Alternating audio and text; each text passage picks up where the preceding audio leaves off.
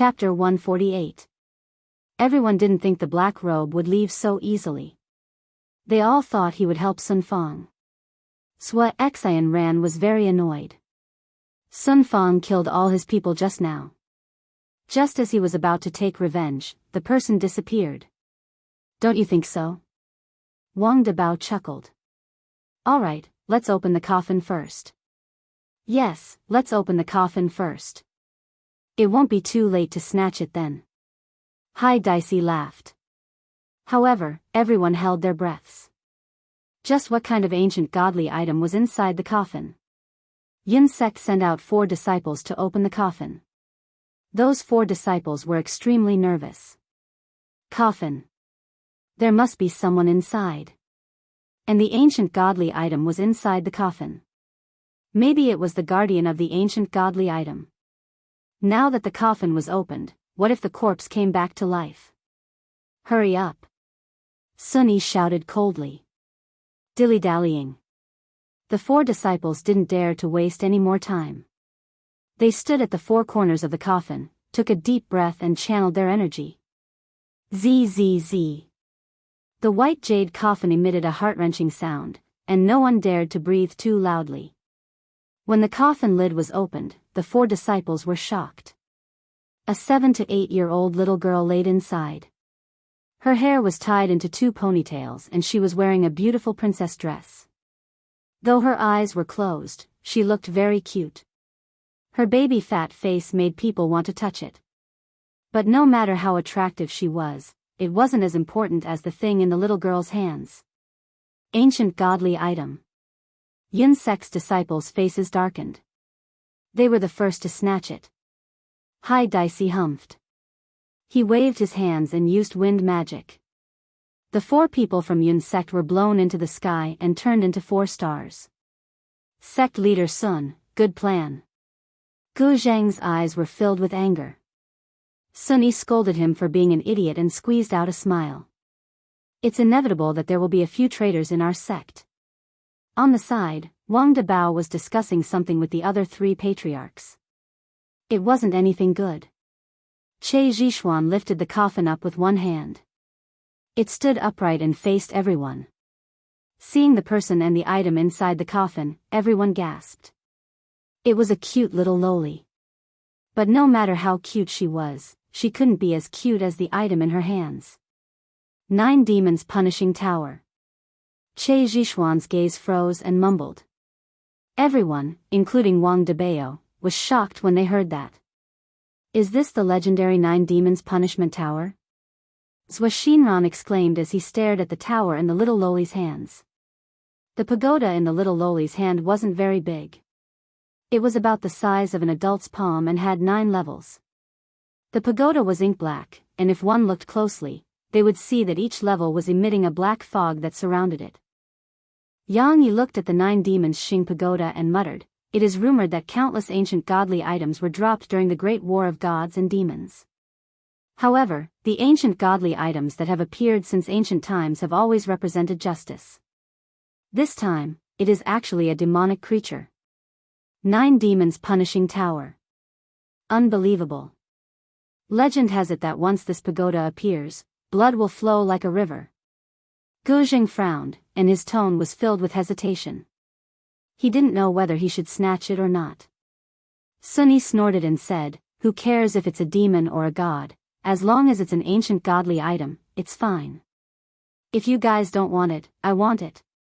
As soon as she finished speaking, Sun Yi's delicate body leaped up and she took the initiative to snatch it. Hai Dicey laughed disdainfully, condensing a large fireball with one hand and throwing it out. Sunny pulled out her sword. Insignificant skill. The sword easily destroyed the large fireball. However, at this moment, Yang Yi attacked from the side. Sun Yi hurriedly defended, but was still kicked away by Yang Yi. Luckily, she didn't roll on the ground, or else she would have lost a lot of face. "Yang Yi. How dare you sneak attack me?" Sun Yi frowned and questioned in a low voice. Hai Dicey and Yang Yi slowly walked to the center and nodded at each other. Then, they said, "This thing is inauspicious. Burying it underground is the best choice." Guang Tianlu shouted, Alliance Leader Hai, Sect Leader Yang, shouldn't we wait for it to be buried so that you can take it for yourselves? Yang Yi shouted seriously, everyone. This demonic pagoda bewitches people's hearts. It is rumored that even the gods have been bewitched by it. That's right. This 9 demons punishment tower imprisons the souls of ancient demonic beasts. The higher it is, the more ferocious it is. The one imprisoned at the top is even a demon king. At that time, it won't be you controlling the pagoda, but the pagoda controlling you. Hai Dicey shouted angrily. However, this kind of advice didn't make them afraid. Instead, they wanted to obtain this pagoda. Wang Debao raised his head and asked loudly, how do the two of you know so much? How would an outsider like you know our clan's secrets? Yang Yi said disdainfully. Swa Xian Ran cracked his neck. I heard it from the grapevine. You just want to take it for yourself. As soon as he finished speaking, Swa Xian Ran suddenly summoned his armor and a long green blade appeared in his right hand. Instantly, he was fully armed and emitted a terrifying amount of spiritual energy. Not only Zhua Xian Ran, but Wang Debao also summoned his equipment. Ji Anyan didn't fully arm himself. Instead, he took out a book and muttered a few words. Instantly, a huge flaming beast appeared. Roar! The huge beast let out an angry roar that shook the heavens and earth. Guang Tianlu took out 3 cards and threw them out. The 3 cards glowed with a white light and turned into 3 dipper wolves. Each dipper wolf was stepping on green flames. It was extremely strange. It was rare for the heads of the 4 great clans of the south to make a move. This caused everyone in the cultivation world to gasp in surprise. As expected of the leaders of the clans. Even so, it seemed like both sides were still clamoring and didn't dare to make a move. If they did, blood would flow like a river. Just as everyone was hesitating, the 9 demons punishing pagoda in the coffin suddenly left their hands and floated in the air. Everyone's eyes were staring at the 9 demons punishing pagoda in the air, their eyeballs almost popping out of their sockets. Instantly, the 9 demons punishing pagoda charged towards Sun Yi. Sun Yi was overjoyed and caught it. This ancient godly item belongs to me, Sun Yi. Wang Debao shouted, kill! Kill! Kill! The scene instantly became chaotic. Fighting started instantly. Not far away, Sky Emperor watched everything with a confident smile on his face. Kill! Kill to your heart's content. The 9 demons punishing pagoda is mine. In the midst of the battle, the disciples of the 2 sects chatted as they fought. The whole battle was probably still going on even after everyone else died. Don't you think it's strange? What's strange? Pay attention to your expression and show some killing intent. Don't let them see through you. Look at the little lowly in the coffin. This ancient godly item has been buried for at least 1,000 years. So what? Look at that little lowly, she is even wearing a lace princess dress and a pair of dazzling diamond high heels. Were all people from 10,000 years ago so fashionable? Hearing you say it like that, it is indeed strange. Beside the waterfall, Wei Chang and Lai Gu's expressions were a bit strange, while Yihua's expression was still as indifferent as before. The little lowly in the coffin is truly pitiful, dying at such a young age. Qingye couldn't help but say. Only now did I know that the television didn't lie. For the sake of a treasure, people were willing to kill each other. Chapter 149. Qingye looked at the little lowly in the coffin and said, that's right, she is so cute, it is such a pity that she died. Wei Chang and Lai Gu took a look at each other and revealed a helpless expression. Stop looking, the dishes are getting cold. Yihua warned. This woman is already mesmerized by the scene. Stop messing around, let me see the result. There are so many people fighting over that tower, Yihua, why don't you go and fight over it? Qingye asked curiously. Yihua lit up his cigarette and said faintly, what is there to fight over for trash? Qingye rolled her eyes at Yihua, look at you, you're acting cool after smoking is acting up again, Sigh, Yihua couldn't help but stretch out his hand and pinched that smooth little face. Eat your food. Humph, although Chinya started eating, her gaze was still on the scene. The others had already finished eating and were currently looking at the result. Yihua leaned on the chair and smoked while looking at the little loli in the coffin. The scene was extremely tragic. Out of the tens of thousands of people, only 1,000 were left. Although the big shots didn't die, they were injured. Right now, the 9-demon punishment tower was like a hot potato, whoever took it would be beaten up. This caused the ancient godly item to be thrown onto the ground like a piece of scrap metal. Boom boom boom. Under the bombardment from the cultivation world, the fire beast fell onto the ground. Ji Anyan coughed out a mouthful of blood, and the family members immediately went up to support him. Everyone, I will be leaving first. Ji Anyan held on to his chest. Summoning the fire beast consumed too much of his energy. I didn't expect that the cultivation world's weaklings would be so strong. It will take at least a year for me to recover my strength. Wang Debao's expression sunk. Ji Anyan, you are leaving just like that.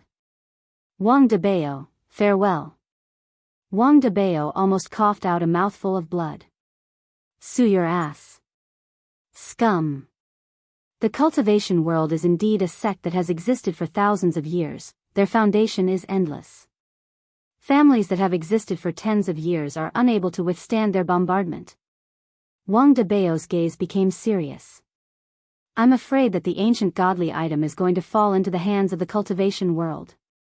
Emperor Tsang, who was watching the battle, was already getting restless. He just had to wait a little longer. Now that one of them had left, the various patriarchs were already unable to withstand the attacks from the cultivation world. Very soon, it would turn into an internal strife in the cultivation world. At that time, while they were fighting to the death, he would be able to sit back and reap the benefits. Wouldn't that be great? In a corner of the field, 2 disciples were still fighting. The people around them had all fallen, leaving only the 2 of them alive. This seemed a little fake. You or me? Let's fall together. If we continue to pretend, we'll be exposed. All right. Pour it out together. The 2 of them seemed to be talking as they flew backwards. However, one of them landed on a corpse. Puff. Brother, be gentle. F***ck, brother, you're pretending to be dead too. Stop talking. Play dead. However, not far away from them, the 9 demons punishing pagoda that no one wanted suddenly rose into the sky and flew into the distance. The people who were fighting were shocked and immediately followed him out. Emperor Tsang's heart sank. Seeing a large number of people flying over, could it be that he had been exposed? Unexpectedly, when a black shadow appeared, Grey Emperor was overjoyed. He caught it in his hand and felt a familiar smell. People from the north. Che Zhishuan shouted and a few poisons appeared in his hand. It was one thing for him to snatch it from the south, but the people from the north were here too. What was this? At this moment, the people who were fighting seemed to be united as they attacked Emperor Tsang's group. The 3 people behind Emperor Tsang were so scared that they peed their pants. They didn't have a good grasp of the plot at all. It was a complete collapse. They couldn't care less about the contract. They just wanted to run first. Emperor Tsang didn't care about this at all. His goal was to get the 9 demons punishing pagoda in his hands. Now that he had achieved it, what else did he need them for? Who are you? Sunny pointed her sword at Emperor Tsang and shouted. Emperor Tsang raised the 9 demons punishing pagoda and shouted, I am Emperor Tsang. Everyone was stunned. They had never heard of such a strange name. Emperor Tsang? 4 words and it sounded so strange. Could he be Master Tsang's man? Emperor Tsang had a cold smile on his face. Come and worship me. Now that the 9 demons punishing pagoda is in my hands, who can defeat me? As long as I release the vengeful spirits in the 9 demons punishing pagoda, all of you will die. Die. Die. However, just as Emperor Tsang was about to show off his might, the southern expert in front of him flew away. Stupefied, Emperor Tsang was stunned. He raised his head and looked at his hand. The 9 demons punishing pagoda had disappeared.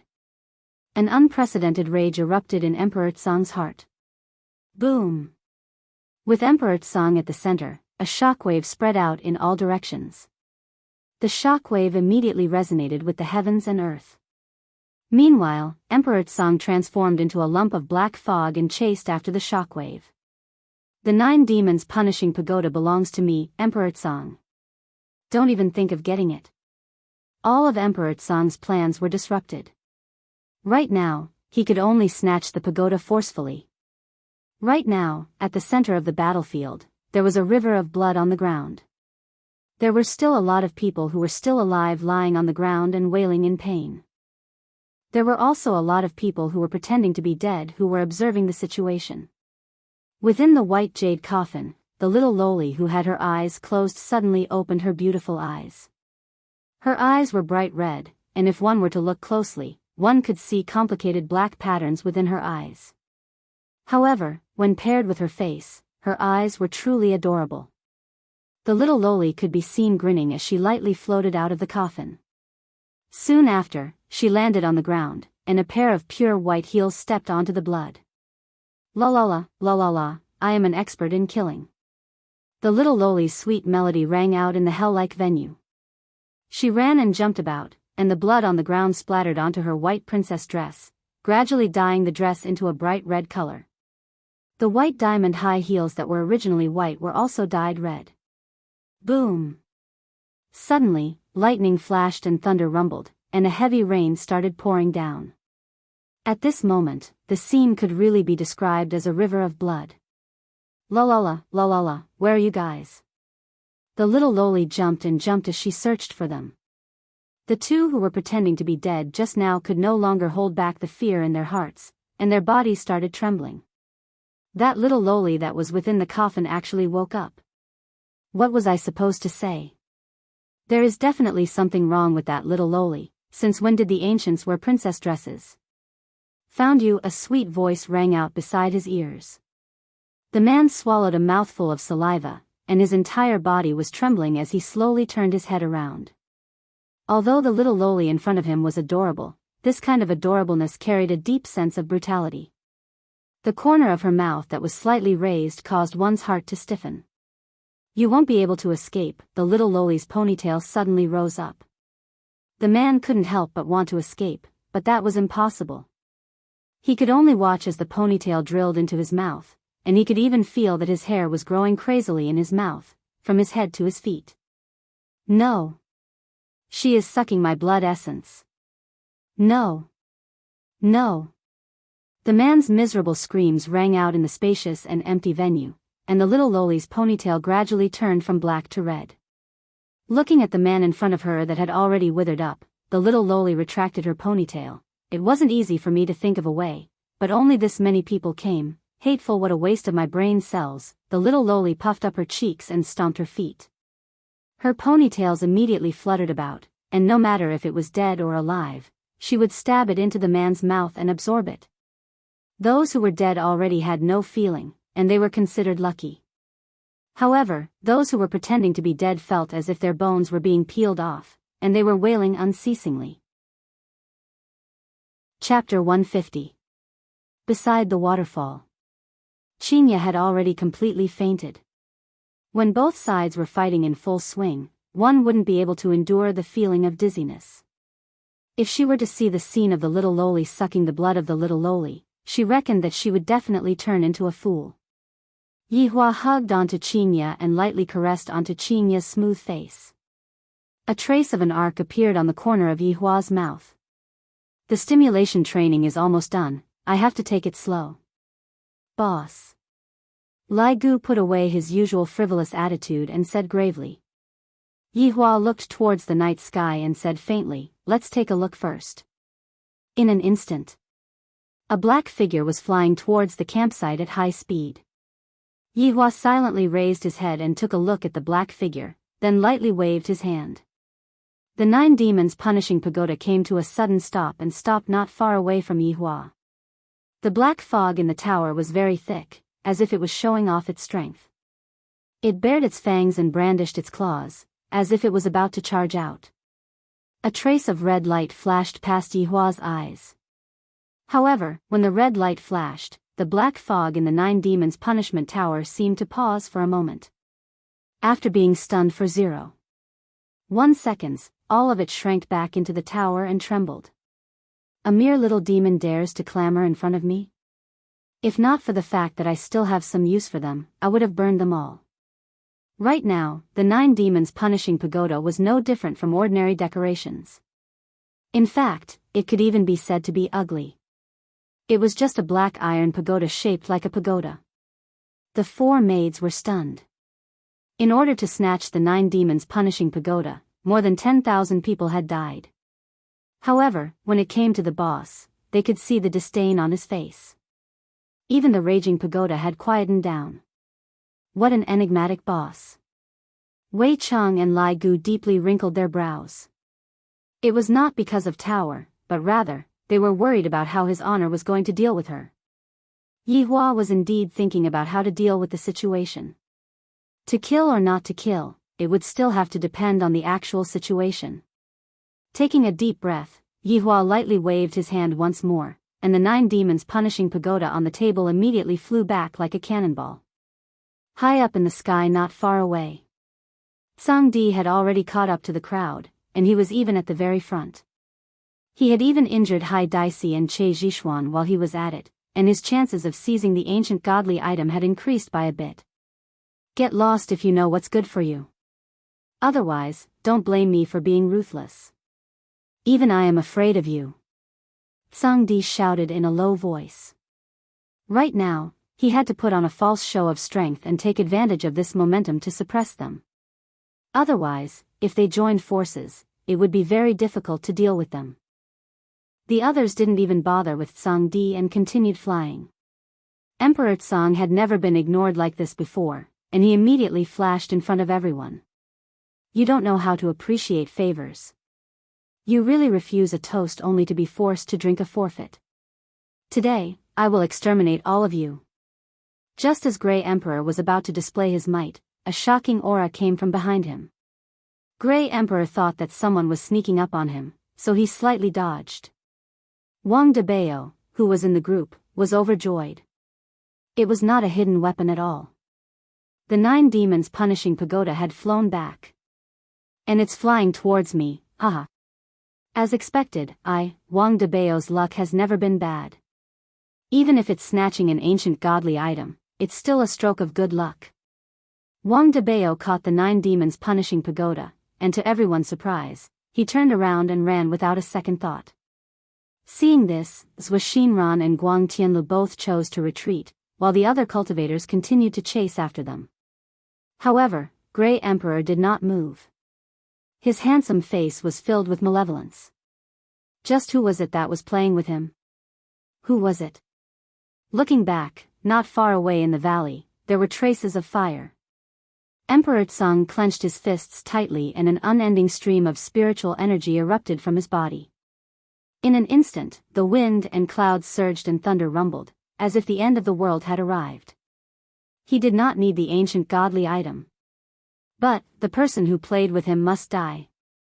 Emperor Tsang immediately flew towards the valley with an astonishing aura. Yihua and the others did not leave the dining table. Everyone was quietly sitting on the table, seemingly waiting for something. Wei Cheng and Lai Gu were a little abnormal, while the 4 maids were rather indifferent.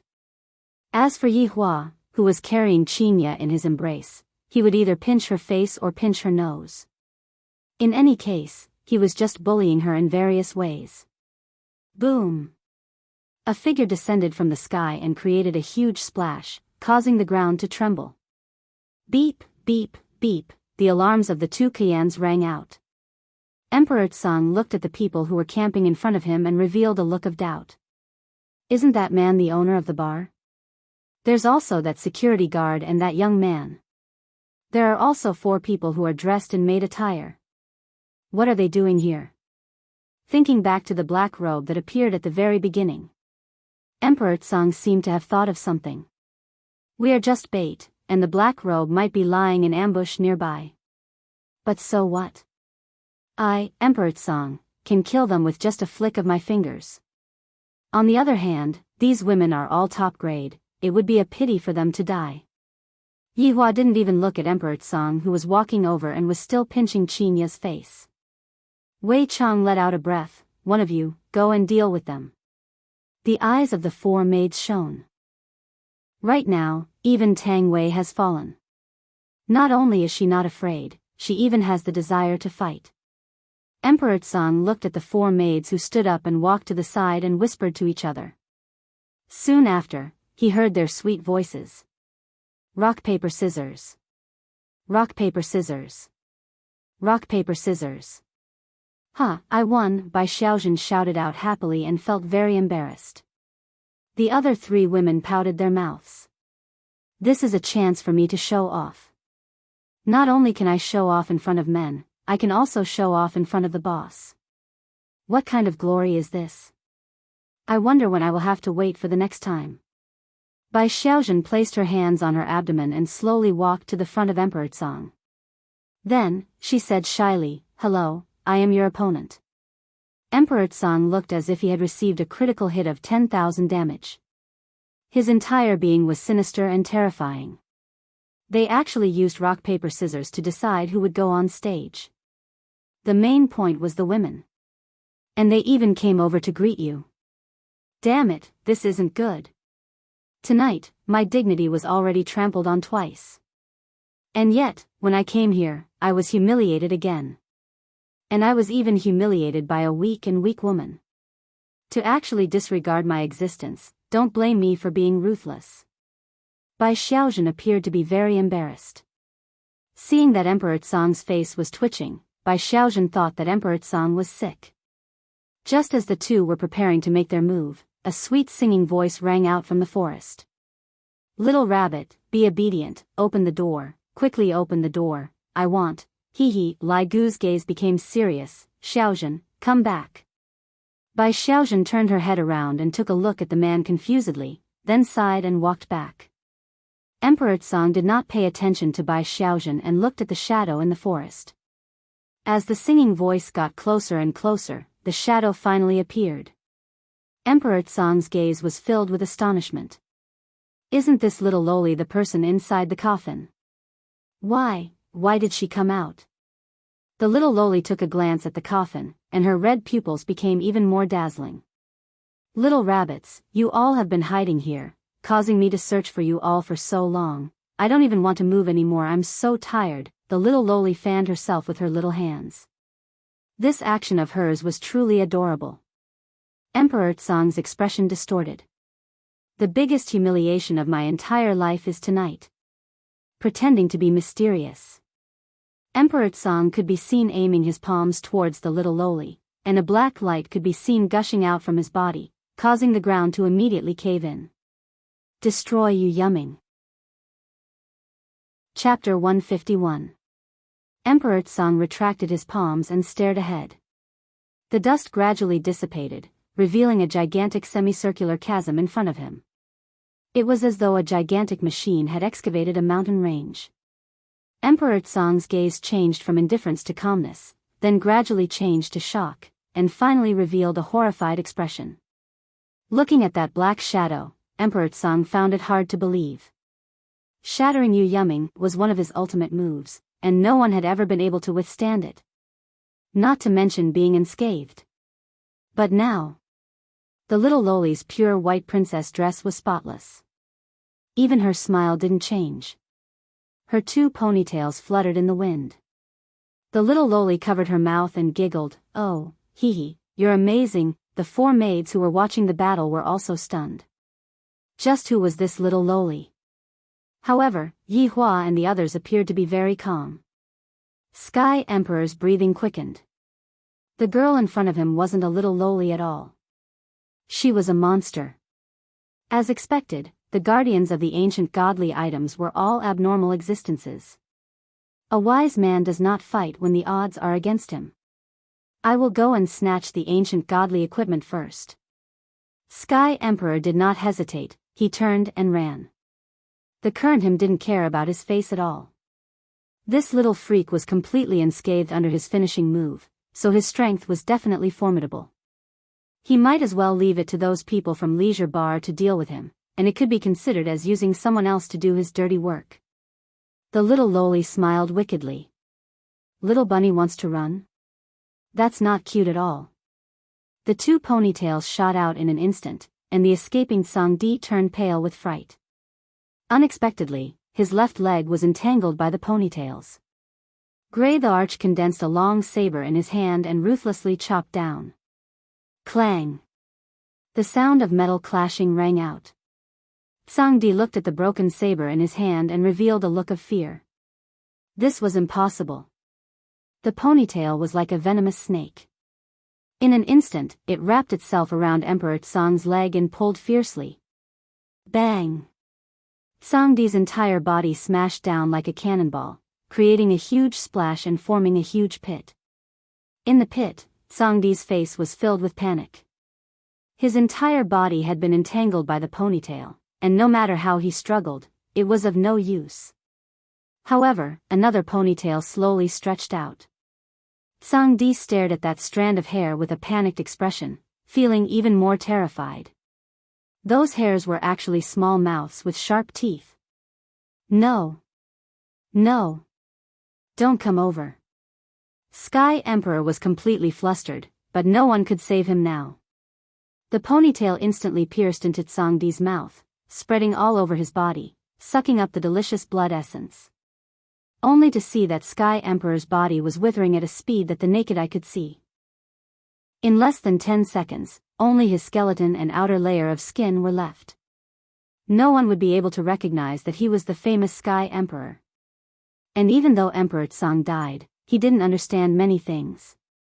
The little loli licked her bright red lips, so delicious, much better than those, retracting her ponytail. The little loli bounced over to a place not far away from Yi Hua and said with a slight smile, "Those are all little rabbits. You guys are the big tigers. Don't run away like little rabbits. If not, I will be very angry." Yi Hua lightly caressed Qinya, who was in his embrace, then looked at the little loli who was not far away from him and asked faintly, "What is your name?" The little loli pouted and poked her chin with her index finger. After thinking for a long time, she said, I'm not telling you." "Yi Zizi." Yi Hua shouted gravely. Little Lolita's scarlet eyes were suddenly startled. She suddenly jumped back, and the smile on her face immediately disappeared. She asked coldly, "Who are you? Why do you know me?" Yi Hua stared at the little loli's every movement and even the minute expression on her face, then shouted coldly, "Yi Zizi, do you know the consequences of lying to me?" The little loli grinned and shook her ponytail. "Although I don't know why you know me, but you guys are really delicious, impudent." Impudent. Wei Chang and Lai Gu shouted out, and a burst of killing intent erupted out from their bodies. The little loli spread out her hands and had a look of disdain on her face. She even took out a small mirror and looked at herself to see if her hairstyle had changed or not. Wei Chang and Lai Gu could clearly feel that his honor was really angry, and the two hurriedly said, "Boss, let us do it." Yi Hua knew what Wei Chang and Lai Gu were thinking. They wanted to protect her. That's right, Wei Chang and Lai Gu indeed wanted to protect the little loli. If they were to take action, the little loli would definitely not die, but if they were to let his honor take action, the little loli would most likely die. Wei Chang and Lai Gu felt that his honor was just joking in the past. How could it be possible for the 7 sins to betray his honor? However, looking at the current situation, it was no different from betraying his honor. Although in the past, she was everyone's joy, and even when she took on a human's name, she still had the same surname as his honor, and even went so far as to give his honor a nickname, Big Bones. Within the 7 sins, only she, Yi Zizi, dared to address his honor as Big Bones.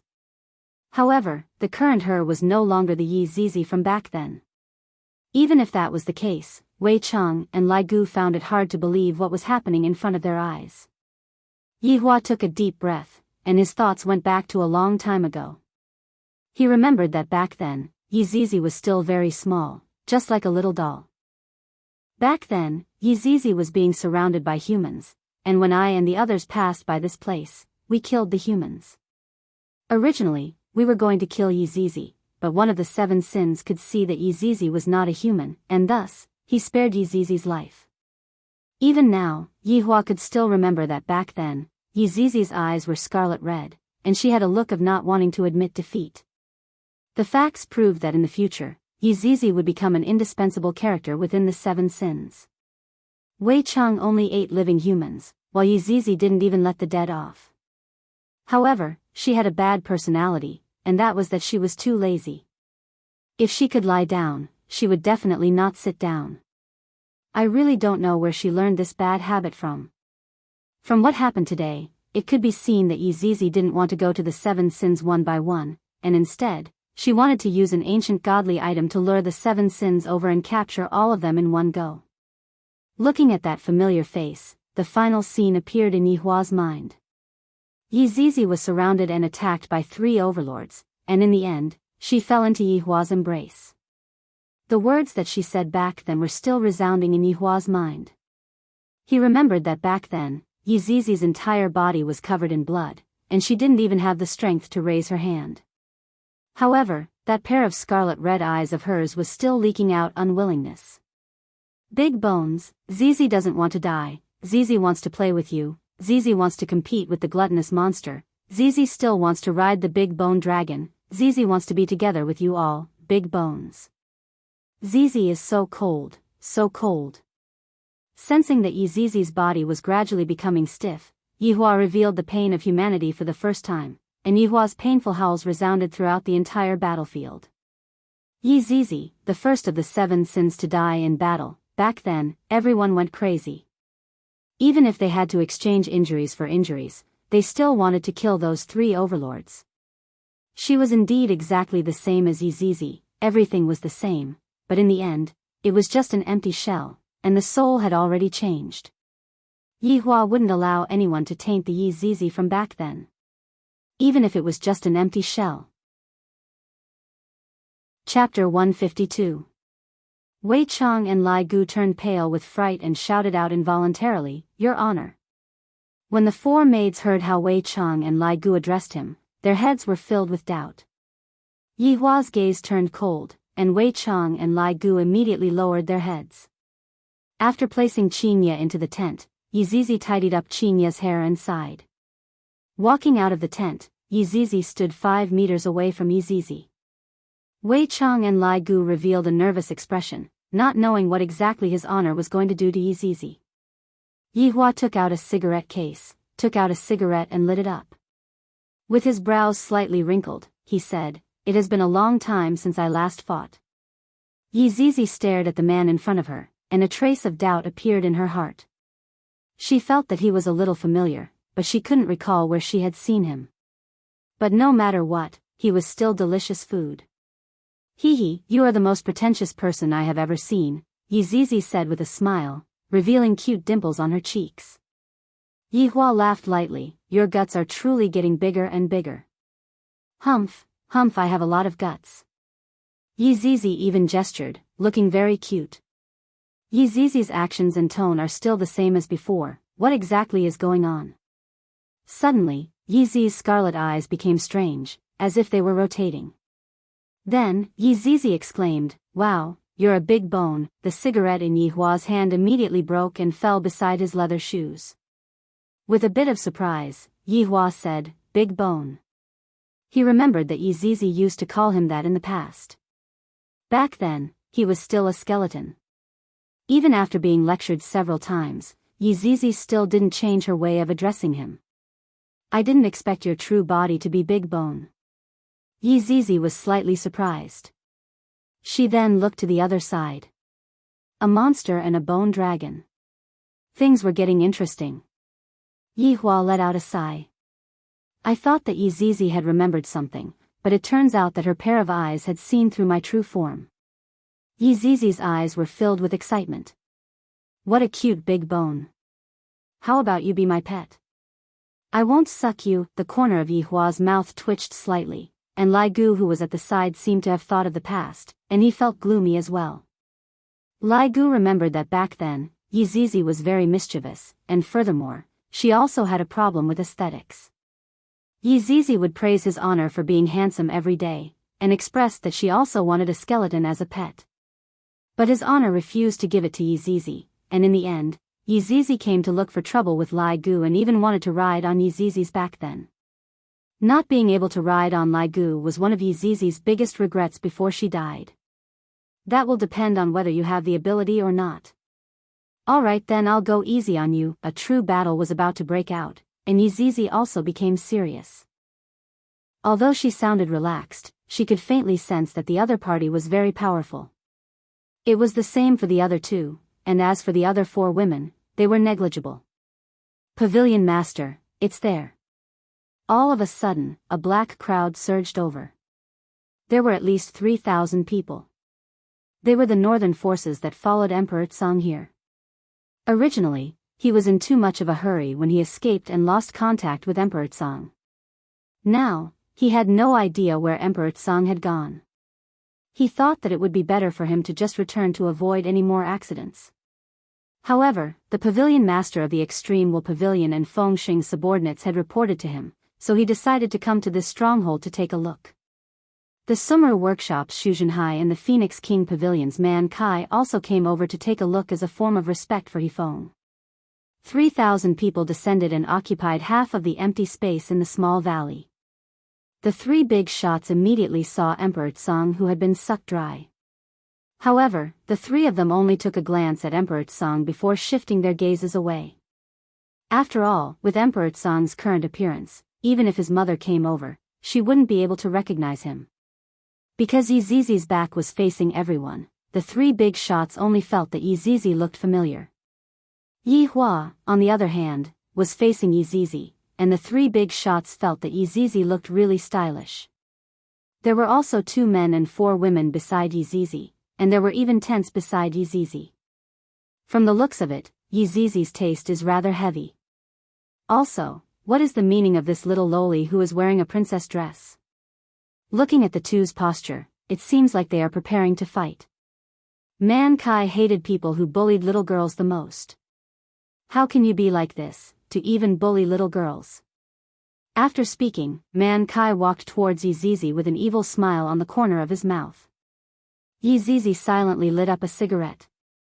Man Kai patted onto Yizizi's shoulder, then said with a smile, "Little girl, don't be afraid, Big Brother is here. If you have any difficulties, you can just tell Big Brother." Big Brother really? Yizizi turned around with a smile. Man Kai's pupils grew bigger and bigger. Isn't this the fucking little loli in the coffin? In the beginning, I was still sighing. A strand of hair quietly drilled into the dumbstruck Man Kai's mouth. In just a few seconds, Man Kai turned into a dried corpse. However, the strand of hair didn't come out and supported Man Kai's corpse. This caused the people behind to think that Man Kai was whispering to the little loli. "Tower Master Man, that should be enough."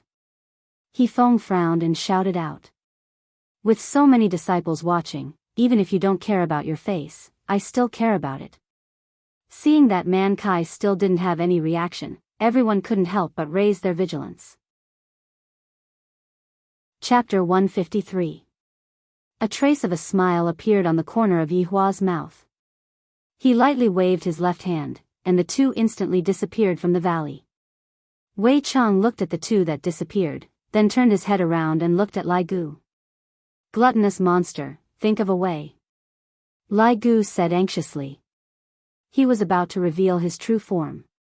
Wei Chang looked at the place where the 2 disappeared and took a deep breath. The reason why his honor didn't look for them is because he wanted to see their attitude. But Zizi is different. We watched Zizi grow up. Lai Gu was like an ant on a hot pot. He was afraid that his honor would get angry and kill Zizi. How could Wei Chang not understand that there is a good side to human nature, but there is also a bad side to human nature? Suspicion. His honor is different from the past. He won't be as unreasonable as he was back then. Wei Chang sighed and said, then walked to the small stool and picked up the fishing rod. However, he didn't throw the fishing rod out. It could be seen that Wei Chang was actually very worried. Lai Gu stomped his feet heavily on the ground, causing the ground to tremble. Crushed stones fell from the mountain, and the birds in the forest immediately flew up into the sky. The 2 of them were helpless right now and could only wait for the result. forcefully interfering would only make the result worse. On the other side, Yi Zizi looked around curiously. The scorching sun was high up in the sky, and there were a lot of dilapidated houses. The wood of the houses had already decayed. Big Bone, why did you bring me here? Yi Zizi asked curiously. She felt that the two of them didn't seem like they were going to fight at all. Yi Hua smoked his cigarette and walked to the side of a rotten wood. He lightly touched the rotten wood with his fingertip, and the rotten wood immediately turned into broken pieces. You were here at that time. Yi Hua breathed out a mouthful of smoke and said faintly. Yi Zizi pouted her mouth. What was I doing here? Yi Hua didn't answer and said calmly, you are very stubborn. I originally wanted to kill you, but you are very lucky. Bragging. Yi Zizi snorted, then tilted her head 45 degrees, looking very cute. However, you were still saved and became one of my subordinates. Yi Zizi spread out her hands. All right, you are really bragging to the heavens. If you can still remember now, I can let bygones be bygones. Yi Hua's tone changed and emitted out an eerie killing intent. Yi Zizi went silent for a while, then suddenly, of a look as if she remembered of everything, she said, I remember coming. Yi Hua paused for a moment. Really? Huh, Big Bone, you are so gullible. Yi Zizi stuck out her tongue and made a funny face. This angered Yi Hua quite a bit, and a powerful killing intent immediately exploded out from his entire body. The killing intent seethed like huge waves in the sea, causing the surrounding air to seem as if it was going to solidify, causing people to feel suffocated. The sharp aura caused Yi Zizi's ponytail to dance wildly. However, Yi Zizi was not afraid at all. An unprecedented excitement appeared on her adorable face. Big Bone is amazing, I can do it too. A killing intent that did not lose out to Yi Hua could be seen erupting out from Yi Zizi's body. Although the two killing intents were formless, when they clashed together, a qualitative change occurred. Suddenly, two murderous auras materialized and spread out in a circle. However, this killing intent was like a sickle, cutting through everything. There was not a single meter-tall tree in a 10-mile radius. Countless creatures were cut in half. Yi Zizi giggled, and a bright red spear instantly appeared in her hands. This spear was not ordinary. The spearhead was as long as the spear body, and the spearhead was scarlet red, emitting out a faint layer of blood mist. Meanwhile, the body of the spear was like a flowing river of blood, and one could even hear the cries of aggrieved souls, causing people to tremble with fear. Immediately afterward, a set of white crystal armor appeared on Yi Zizi's body as well. The armor covered 99% of Yi Zizi's body, and even her eyes were the same. As for the remaining 1%, it was her ponytail that was revealed. Various kinds of runes were imprinted on the armor, and every rune represented a type of defense, which was unimaginable. Big Bone, are you going to fight with me empty-handed? Yi Zizi's sweet voice rang out from within the armor. Yi Hua flicked away the cigarette in his hand. Yi Hua could be heard saying calmly, Blood Stirrup Solitary Illumination. Its biggest specialty is that during battle, it can suck the opponent's blood essence, even if it didn't touch the opponent's body. And that faint red mist is even more fatal. It replaced your hair, and unknowingly, the enemy would be able to inhale it, causing them to hallucinate. And this is only the first stage. You should know the second stage even without me saying it. Moon Scroll Profound Armor. It can be said to be a perfect grade defense, but it is a pity that you have to poke 2 holes to expose your hair, and these 2 holes are the flaws. Yi Zizi, who was within the armor, had a stiff expression. She found it hard to believe. Why does he know all of my secrets? Impossible. How do you know all of these? Yi Zizi's tone suddenly changed. It was no longer the sweet lowly voice, it was as if a ghost was crying. Along with Yi Zizi's roar, it once again formed a sound wave that swept towards the surroundings. Yi Hua looked at Yi Zizi, who was in an unstable state of mind, and said faintly, because all of these were given to you by me. Impossible. You lied to me. Yi Zizi, who was within the armor, had a sinister expression. Yi Hua knew all of my secrets, and Yi Zizi knew what this meant. Yi Hua sneered, then his body gradually degenerated, and in a blink of an eye, his original body was revealed. A skeleton. Compared to Death Mage was slightly taller by a bit. His shoulder width was the same as well, and his bone structure was the same as well. However, his skull was extremely similar. It could be seen that Death Mage was also a very handsome person in the past. Yihua stretched out his 5 fingers and took a look at them. It has been a long time since I last looked at my main body, and I am a bit not used to it. Now, your blood stirrup solitary illumination is useless against me. At most, it's just a sharp spear. There's nothing to fear. Yi Zizi tightly gripped the blood stirrup solitary illumination spear in her hand. The blood mist on the spearhead increased greatly. It could be seen how indignant Yi Zizi was right now. As for breaking your moon scroll profound armor, I have many ways. For example, Yihua waved his hand, and thousands of miniaturized weapons could be seen revolving around his body. As for Yihua, it was as if he was playing with a tablet computer. All of a sudden, Yihua chose one of them and grabbed onto it. A purple long blade could be seen appearing in Yihua's hand. The entire body of the blade was engraved with golden stripes, and an unknown golden liquid was flowing out from the tip of the blade. After the golden liquid fell onto the blade, the golden liquid knew how to flow on its own, as if the golden liquid had its own consciousness. This gold flame dark blade is enough to break your crescent mystic armor. As for the blood stirrup solitary illumination in your hands, Yihua could be seen waving his hand once again. Thousands of armors could be seen appearing around Yihua's body. Yihua chose one of the armors, and the skeleton immediately condensed out. Although this secret feather armor is not a top-notch item, it is still able to suppress the blood chi in your body. If you match it with... Immediately, a shield condensed out on Yihua's left hand. If you match it with this serene heavy shield, it will be able to suppress your blood chi to the lowest point. As expected. The blood stirrup solitary illumination spear, which was originally filled with blood chi, gradually weakened, and only traces of blood mist could be seen coming out from it.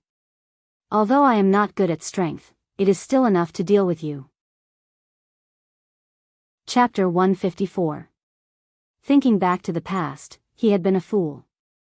He had put aside some top-tier equipment and insisted on using his own body to defeat his enemies. After all these years of understanding, Yihua felt that wearing equipment was also a kind of advantage. Of course. Every mage had the heart of a warrior. Death Mage was also the same. Suddenly, cracks began appearing on the ground beneath Yi Zizi's feet, and even the air seemed to be trembling. Yihua's gaze immediately became serious. Yi Zizi covered his helmet with one hand and suddenly burst into laughter. You underestimate me, Yi Zizi. Big Bone, you've really made me angry. Boom. Yi Zizi's aura completely erupted. The blood stirrups in her hand shone brighter than before. Looks like your strength has also increased. That's good. Let's fight. Yihua raised up the heavy shield in his hand and placed the gold flame dark blade on top of the shield, then slightly tilted his body. Don't look at how Yi Zizi was a little lowly. Her explosive power was the most ferocious among the 7 deadly sins. At that time, Yihua didn't dare to take Yi Zizi's spear head-on, but right now, it was different. Yihua had the confidence that he could win against Yi Zizi with his weak power. Die.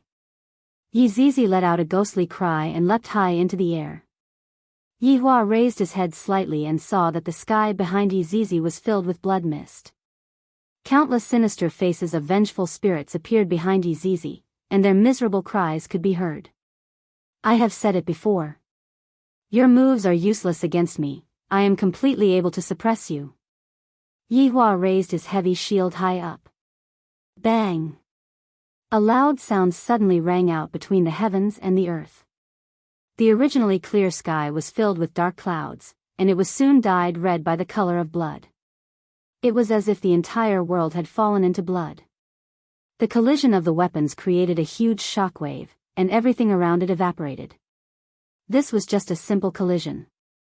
Blood stirrup solitary illumination could be seen emitting out a blood mist, which instantly enveloped Yihua. However, Yihua was just a skeleton, so where would he get the blood essence from? Yihua's main body was able to restrain Yi Zizi. I have said it before, your moves are useless against me. Yi Hua's gaze turned cold, and the gold-flamed dark blade that was in his hand slashed towards Yi Zizi while carrying along a berserk aura. Yi Zizi snorted and grabbed the blade with her left hand. Yi Hua's brows wrinkled. Yi Zizi's strength has far surpassed my estimation. From the looks of it, after coming back to life, she has become stronger as well, and is no longer the Yi Zizi from back then. The strength is not bad. This is indeed a good saber, but it can't break my moon scroll mystic armor. Yi Zizi snorted disdainfully. Although Yi Hua was shocked by Yi Zizi's strength, it was not to the extent of being defeated. I have said it before, this blade is used to break your moon scroll profound armor. Yi Hua said coldly. What a joke. However, as soon as she finished speaking, Yi Zizi saw the golden liquid flowing into her hand. Yi Zizi immediately let go of the golden flame dark blade and tried to fling the disgusting liquid away, but to no avail. Pay attention to your feet. Yi Hua reminded. Yi Zizi looked and saw that another golden liquid had wrapped around her leg. Yi Zizi, if you had listened to me back then and didn't poke those 2 holes, you wouldn't have died, but you didn't listen. Yi Hua shouted out coldly. Back then, the human Yi Zizi was also able to find Yi Zizi's flaw and kill her with a single strike. Yi Zizi scurried up and down, and countless holes were smashed open on the ground. However, those 2 golden liquid were just like glue, sticking tightly onto Yi Zizi's back and slowly crawling towards the holes on the moon scroll profound armor. Get away from me, oh. Yi Zizi, who was inside the armor, suddenly let out a ghastly howl. Yi Hua looked on silently. The moon scroll profound armor was only Yi Zizi's first line of defense, and her real body was the second line of defense. However, back then, the 3 Yi Zizi didn't even give Yi Zizi the chance to become her real body. Of course, I am also able to do it right now, but the 2 golden liquid finally crawled into the holes after much difficulty. Yi Zizi, who was still scurrying around just a moment ago, immediately stopped moving, as if her body was frozen. You. Just what is this thing? Yi Zizi asked while standing there foolishly. Yi Hua said calmly, the golden flame dark blade's formidability doesn't lie in itself, rather, it lies in those 2 golden liquid. Those 2 golden liquid are able to fuse into one's blood and spread a virus, causing one to lose their battle prowess. At that time, your moon scroll profound armor will only be a decoration. So that's how it is, Big Bone. You are powerful, but I am not willing to give up. Yi Zizi's tone was getting weaker and weaker, as if she was going to collapse at any moment. Yi Hua let out a breath, just surrender. Yi Zizi laughed bitterly, then collapsed onto the ground with unwillingness. A light breeze blew past, and the broken ground was just like the surface of the moon. Potholes could be seen everywhere, causing one to exclaim in admiration. Yi Hua, who was dressed in godly equipment, did not move and continued to look at Yi Zizi, who had collapsed onto the ground. After a long while, was it fun? Yi Zizi, who had collapsed onto the ground, paused for a moment, but she still did not have any reaction. You are still the same as before. Yi Hua said gravely. Yi Zizi's personality did not change. Then what exactly happened to her? Yi Zizi, who had collapsed onto the ground, could be seen immediately standing up and snorted, Big Bone, you are very boring. Yi Hua sighed. Seems like I have still underestimated Yi Zizi's ability. After coming back to life, she became even more valiant. Just like me, aren't Wei Cheng and Lai Gu the same as well? Yi Hua kept the golden flame dark blade in his hand and summoned out a sharp sword. Dark Abyss Cold Soul. The cold air that was emitted out from the sword caused Yi Zizi to go into a daze. Big Bone, you are shameless. Yi Hua snorted coldly, then leaped high into the air. I am already giving you face by fighting you in close combat. Sword Chi rushed towards Yi Zizi like a raging ocean wave, bringing along a power that could crush everything in the world. The color of the sky suddenly changed. Yi Zizi, who was within the armor, focused her gaze, then raised up the blood stirrup lone illumination spear in her hand, and the red light on the spear's body increased by a bit. This was a battle of strength against strength. However, the reason why Yi Hua chose to fight like this was because of their old friendship, and of course, the heart of a warrior was also unavoidable. The moment the two forces collided with each other, the two forces immediately exploded. Boundless power rose from the ground and broke through the layer of blood-red clouds. The terrifying airflow swirled around violently, forming a terrifying astral wind. Big Bone, your strength is indeed not bad, but compared to me, it is still a bit lacking. Yi Zizi laughed. Yi Hua laughed lightly, is that so? I will let you see what is called strength. Let's wait and see. The two could be seen starting a battle of strength. This kind of scene was just like the end of the world. The ground was trembling, and even the sky had hidden itself deep within the clouds. Boom, boom, boom. Waves of loud sounds reverberated in the world, and the battle between the two had entered into a white-hot stage. The more Yi Zizi fought, the more excited she became, and her strength continued to rise. Coupled with the moon scroll profound armor, she could be said to be invincible in close combat. Yi Zizi, who was inside the armor, could no longer endure the burning and loudly begged for mercy. However, Yi Hua ignored him and continued to wait. I admit defeat, what else do you want? A burst of evil aura emerged from the purple flames. Yi Hua lightly waved his hand, and the so-called evil aura quietly disappeared. Half an hour. 1 hour. 2 hours, you are ruthless. After finished speaking, Yi Zizi fainted. Yi Hua let out a sigh of relief. I have finally managed to make her faint from the fever. Alright, let's see what exactly is going on with you. He stretched out his hand, and a lamp appeared in his hand. The name of this lamp was Moonlight Candle. It was able to illuminate all unknown things and could be easily destroyed. However, it was a pity that it could only be used once, and after it was ignited, it would disappear. Furthermore, it had to be used when the target was at their weakest, otherwise, it would be completely useless. At the start, Yi Hua used his strength to resist against the flames because he wanted to test Yi Zizi's strength. Indeed, it was the same as what he thought. Yi Zizi's strength had indeed increased by a lot.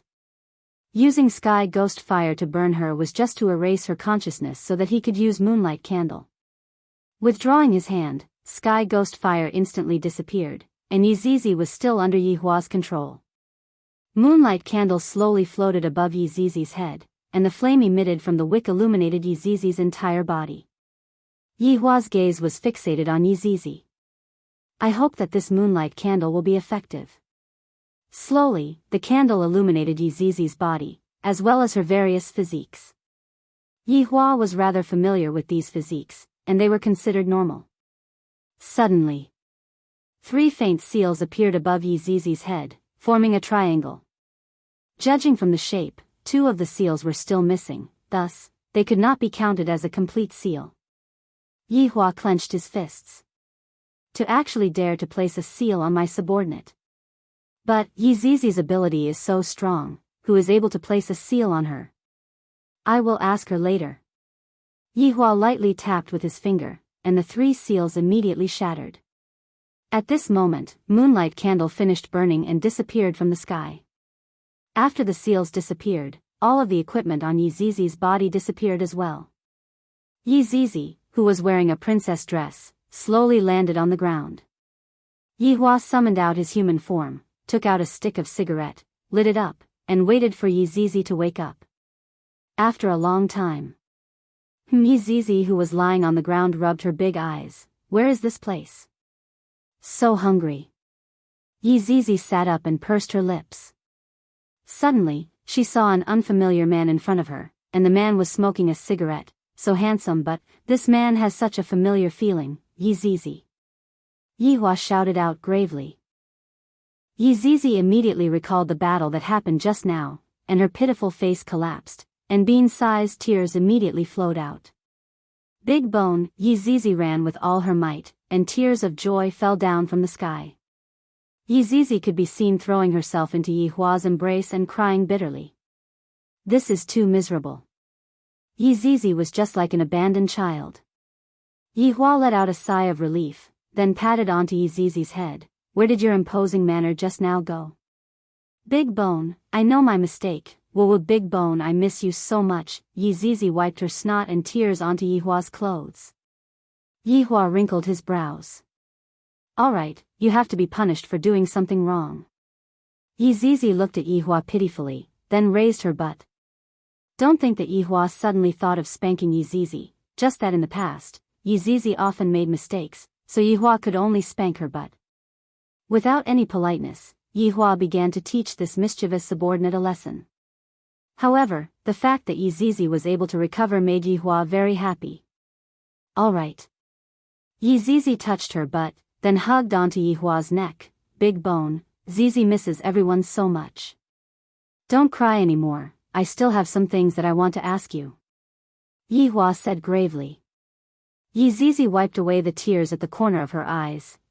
Big Bone, ask me, I will tell you everything that I know. When did you wake up, and who placed the seal on you? Yi Zizi said without thinking too much. Around a year ago, Zizi woke up. At that time, there were a lot of priests who were sitting beside Zizi and chanting incantations, and there was even a magic tool placed on top of Zizi's head. When Zizi woke up, Zizi crushed the magic tool and sucked all of them in. After that, Zizi wandered around and discovered that this world is super fun. There are beautiful dresses to wear, just that, I am too weak. Big Bone, you also know that Zizi is very lazy, so Zizi thought of a method, which is to gather the more powerful people together and suck them in. Unfortunately, the ones that came were still too weak, and I didn't have enough fun. After that, I met. Your Honor, please forgive Zizi. Woo, Your Honor, acting coquettishly mode activated. Chapter 156. Yi Zizi stroked her long ponytail. Actually, Yi Zizi still had many abilities that she had yet to display. Unfortunately, she had been defeated just like that. Yihua let out a light sigh. Being too strong is also a kind of sin. No one is able to evoke my desire to fight, and only my subordinates are able to make me fight. Throwing everything else aside, today's fight was rather comfortable. According to Yi Zizi's description, she should have awakened 5 years ago. It was just that she was discovered by others, and they wanted to control her. Perhaps, even they did not know that it would take so long to cast the seal. After all, Yi Zizi was too powerful.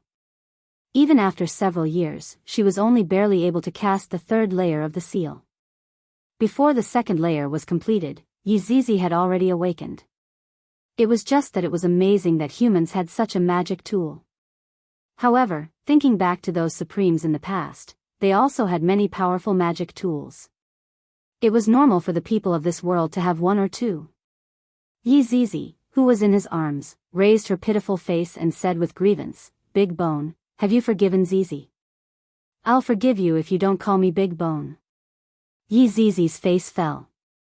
But I've been calling you for a long time. Then I won't forgive you. I'll change, alright? Yi Zizi rubbed her head against Yihua's chest and acted coquettishly. Yihua thought for a bit. Right now, Qinya still doesn't know of my identity. If I were to have another little girl as my subordinate, and furthermore, the little girl is a little lowly, wouldn't she think that I am a pervert to have even taken a little lowly as my subordinate? Based on Yi Zizi's personality, it was obvious that she was a follower. Even if he forced her out, he didn't know what kind of trouble she would cause. He had tried it back then, and his game had just begun. He couldn't let Yi Zizi ruin it. It would be better to give her an identity. Yi Zizi opened her eyes wide and looked at Yihua. Yi Zizi looked extremely pitiful. Call me Big Cousin. When there's no one around, you have to call me Your Honor, do you understand? He had to take this opportunity to change the way Yi Zizi addressed him. He had really indulged her too much in the past. Yi Zizi was overjoyed. Without thinking too much, she said, Big Cousin. He thought that Yi Zizi would be conflicted for a while, but he didn't expect her to be so straightforward. Yi Zizi had been in the human world for a year, so she knew that Big Cousin was a more intimate form of address. This was much better than Big Bones, so she readily agreed. Big Cousin, I want to see the gluttonous monster and the big bone dragon. Yihua knocked onto Yi Zizi's forehead, when there is no one around, call me your honor. Also, don't call them nicknames. Yi Zizi rubbed his forehead, then said while puffing out his cheeks, your honor, Zizi understands. Go back, Wei Chang will tell you the details. Yes, yes, yes, let's go back. With that, the two of them disappeared from the ruins. After an unknown period of time, a figure suddenly appeared at the scene. He was wearing a purple and gold robe and had a dragon crown on his head. One look and anyone could tell that he was from a rich family. When this person arrived at the scene, he only looked around curiously. After that, he began to look around anxiously as if he had dropped some treasure. The man could be seen scratching onto his face as he muttered softly, there was clearly a notification that the red packet was right here, why did it disappear? Did the red packet system make a mistake? Suddenly, two black figures knelt in front of the man and said respectfully, Your Majesty. This place is not suitable to stay for long, a large number of sects are currently gathering here. The man sighed helplessly. I can only look for an opportunity to come back and take a look. Not long after the man left, countless people rushed over. If Yi Hua was still here, there would be a few familiar faces among the crowd. Beside the waterfall, Wei Chang and Lai Gu sat on a small stool and waited quietly. Tang Wei was standing behind Wei Chang and massaging his shoulders, and Lai Gu was enjoying the service of his three women. Massaging his shoulders, massaging his hands, and massaging his feet. Who says that having more wives doesn't have any advantages? Why aren't they back yet? Lai Gu was a little annoyed from waiting. It has already been a few hours, if His Honor wants to take care of Zizi, wouldn't it just be a matter of seconds? Could it be? A scene appeared in Lai Gu's mind. Zizi was tied up and His Honor was fiercely whipping Zizi. Your boss. Wei Chang immediately stood up and shouted out. Boss. Lai Gu hurriedly stood up and shouted out. However, there was only the figure of the boss. Where did Zizi go? Could it be? Lai Gu looked at His Honor in disbelief and asked blankly, Boss, where's Zizi? Yi Hua took out a stick of cigarette, then walked towards the tent and lightly puffed out a cigarette, dead. Wei Chang and Lai Gu were completely stunned, as if they were struck by lightning. They were unable to imagine that the adorable Zizi who was in the past died just like that. Lai Gu was evidently even sadder as he sat on the ground and wailed, Zizi, why are you so foolish? Don't you know how to run when you can't win? I haven't even had the chance to let you ride on me yet. Tears were flowing down Wei Chang's old face. Back then, Zizi still wanted to compete with me, but now, suddenly, Lai Gu felt that there was one more person on his shoulder and said gravely, Stop messing around, I'm not in the mood. However, even his ears were grabbed. Lai Gu immediately opened his eyes.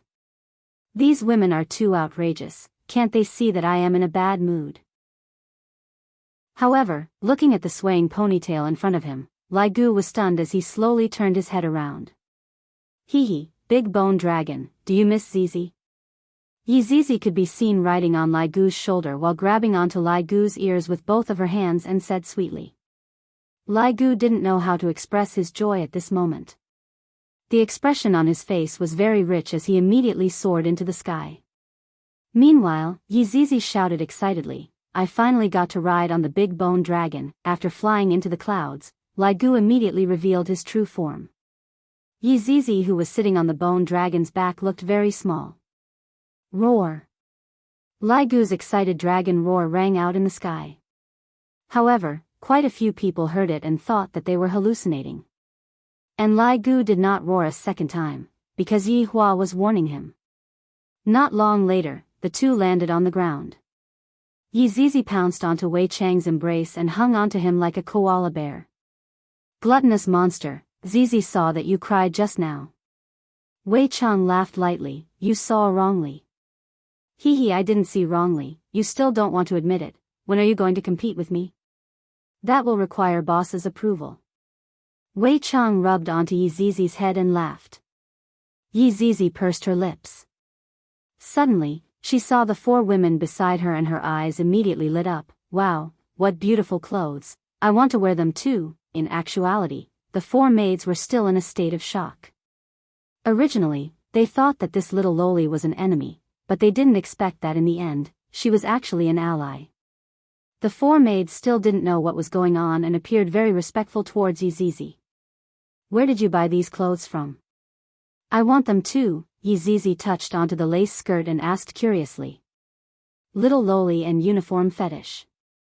Wei Chang explained the relationship between everyone to Lai Gu, and Yizizi immediately felt that it was unfair. "This won't do, all of you have women, Zizi wants a woman too." Wei Chang, Lai Gu. Chapter 157. Wei Chang chuckled and said, "Zizi, lower your voice. Don't disturb Madam's rest." "Madam? Who is Madam?" Yizizi asked in confusion. Lai Gu stroked onto Yizizi, who was only 1.2 meters tall, and said with a smile, "Boss's wife." "Ah. Big cousin has a wife." Yizizi exclaimed and immediately covered her mouth. Wei Chang smiled, and, with the recent events, Madam is already pregnant. "Ah. Isn't his honor just a skeleton? How could it impregnate a human? This is too mystical, I'll go take a look." After saying that, Yizizi trotted to the side of the tent and quietly walked in. Yizizi could see that his honor was carrying a human woman, and the human woman was so beautiful. Yizizi felt that this human woman was the most beautiful human woman that she had ever seen.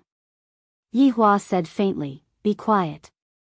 Yizizi nodded her head, then went closer to observe for a bit, then said in a low voice, "Your honor, can I hug Madam?" "Be gentler." Yihua didn't reject Zizi. Zizi is still a child. Yizizi slowly crawled in between the two of them, then lightly hugged onto Qingye and buried her head into Qingye's chest. This action of Yizizi made Yihua a bit unhappy. "If I had known earlier, I wouldn't have let her hug onto me. However, the words that I have said are of enormous weight, not even 20 kun would be able to pull me back." Madam's embrace is so warm, so comfortable. Yizizi narrowed her beautiful eyes. No wonder his honor would like this human woman. The cultivation world's king of vinegar couldn't stand it anymore and said, "All right, let go of me. Your honor, hug me for a while more, just a while more I beg of you." Qingye could be seen letting out a light moan, then stretching out her hand, she hugged onto Yizizi. Qingye had definitely mistaken Yizizi for Yihua. This infuriated the king of jealousy. Hugging a doll was one thing, but hugging a child. Still not letting go? Yihua shouted out lightly. Yizizi felt wronged and said, "It's not me, it's Madam who is hugging me and not letting go." Yihua could only forcefully pry open Yizizi's arms, then push Yizizi away from Yizizi. Sure enough, Yihua ended up hugging onto Qingye. "Your honor, you are so stingy," Yizizi pouted her small mouth and said. Yihua glared at Yizizi, then said in a low voice, "Remember to wait for me at the county town tomorrow." "Okay, got it." Yizizi responded and left the tent. Madam's embrace was so comfortable, soft and soft. Yizizi said a few words to Wei Chang and left for the time being. The future is long. Yihua still didn't know how wrong his decision this time was. If he were to know what his little cousin would do in the future, he would definitely not be able to hold himself back from kicking her out and letting her fend for herself outside. While hugging onto the woman in his embrace, Yihua let out a breath. Yizizi doesn't like humans at all, and I didn't expect that she would fall in love with Qingye right away. From this, it could be seen that Qingye is also very unique. Looking at those tender and beautiful red lips, Yihua couldn't help but kiss onto them. So King soft, so King comfortable.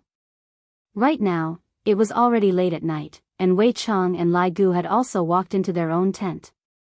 Not long after, Lai Gu's tent began to shake crazily. However, Lai Gu was very smart to set up a barrier so as to not disturb his honor. Wei Chang's side was not as straightforward as Lai Gu. Looking at Lai Gu's tent, Wei Chang felt very envious. "Uncle Wei, it is already so late, quickly come in and rest." Tang Wei opened up a corner of the tent and called out tenderly. Right now, Wei Chang really wanted to ask his honor for a stick of cigarette to calm himself down. Uncle Wei? Tang Wei shouted out with a red face. Wei Chang immediately revealed out a firm gaze. I will do as His Honor said, I will just directly push her down. Seeing that Uncle Wei was walking over, Tang Wei shyly hid into the tent.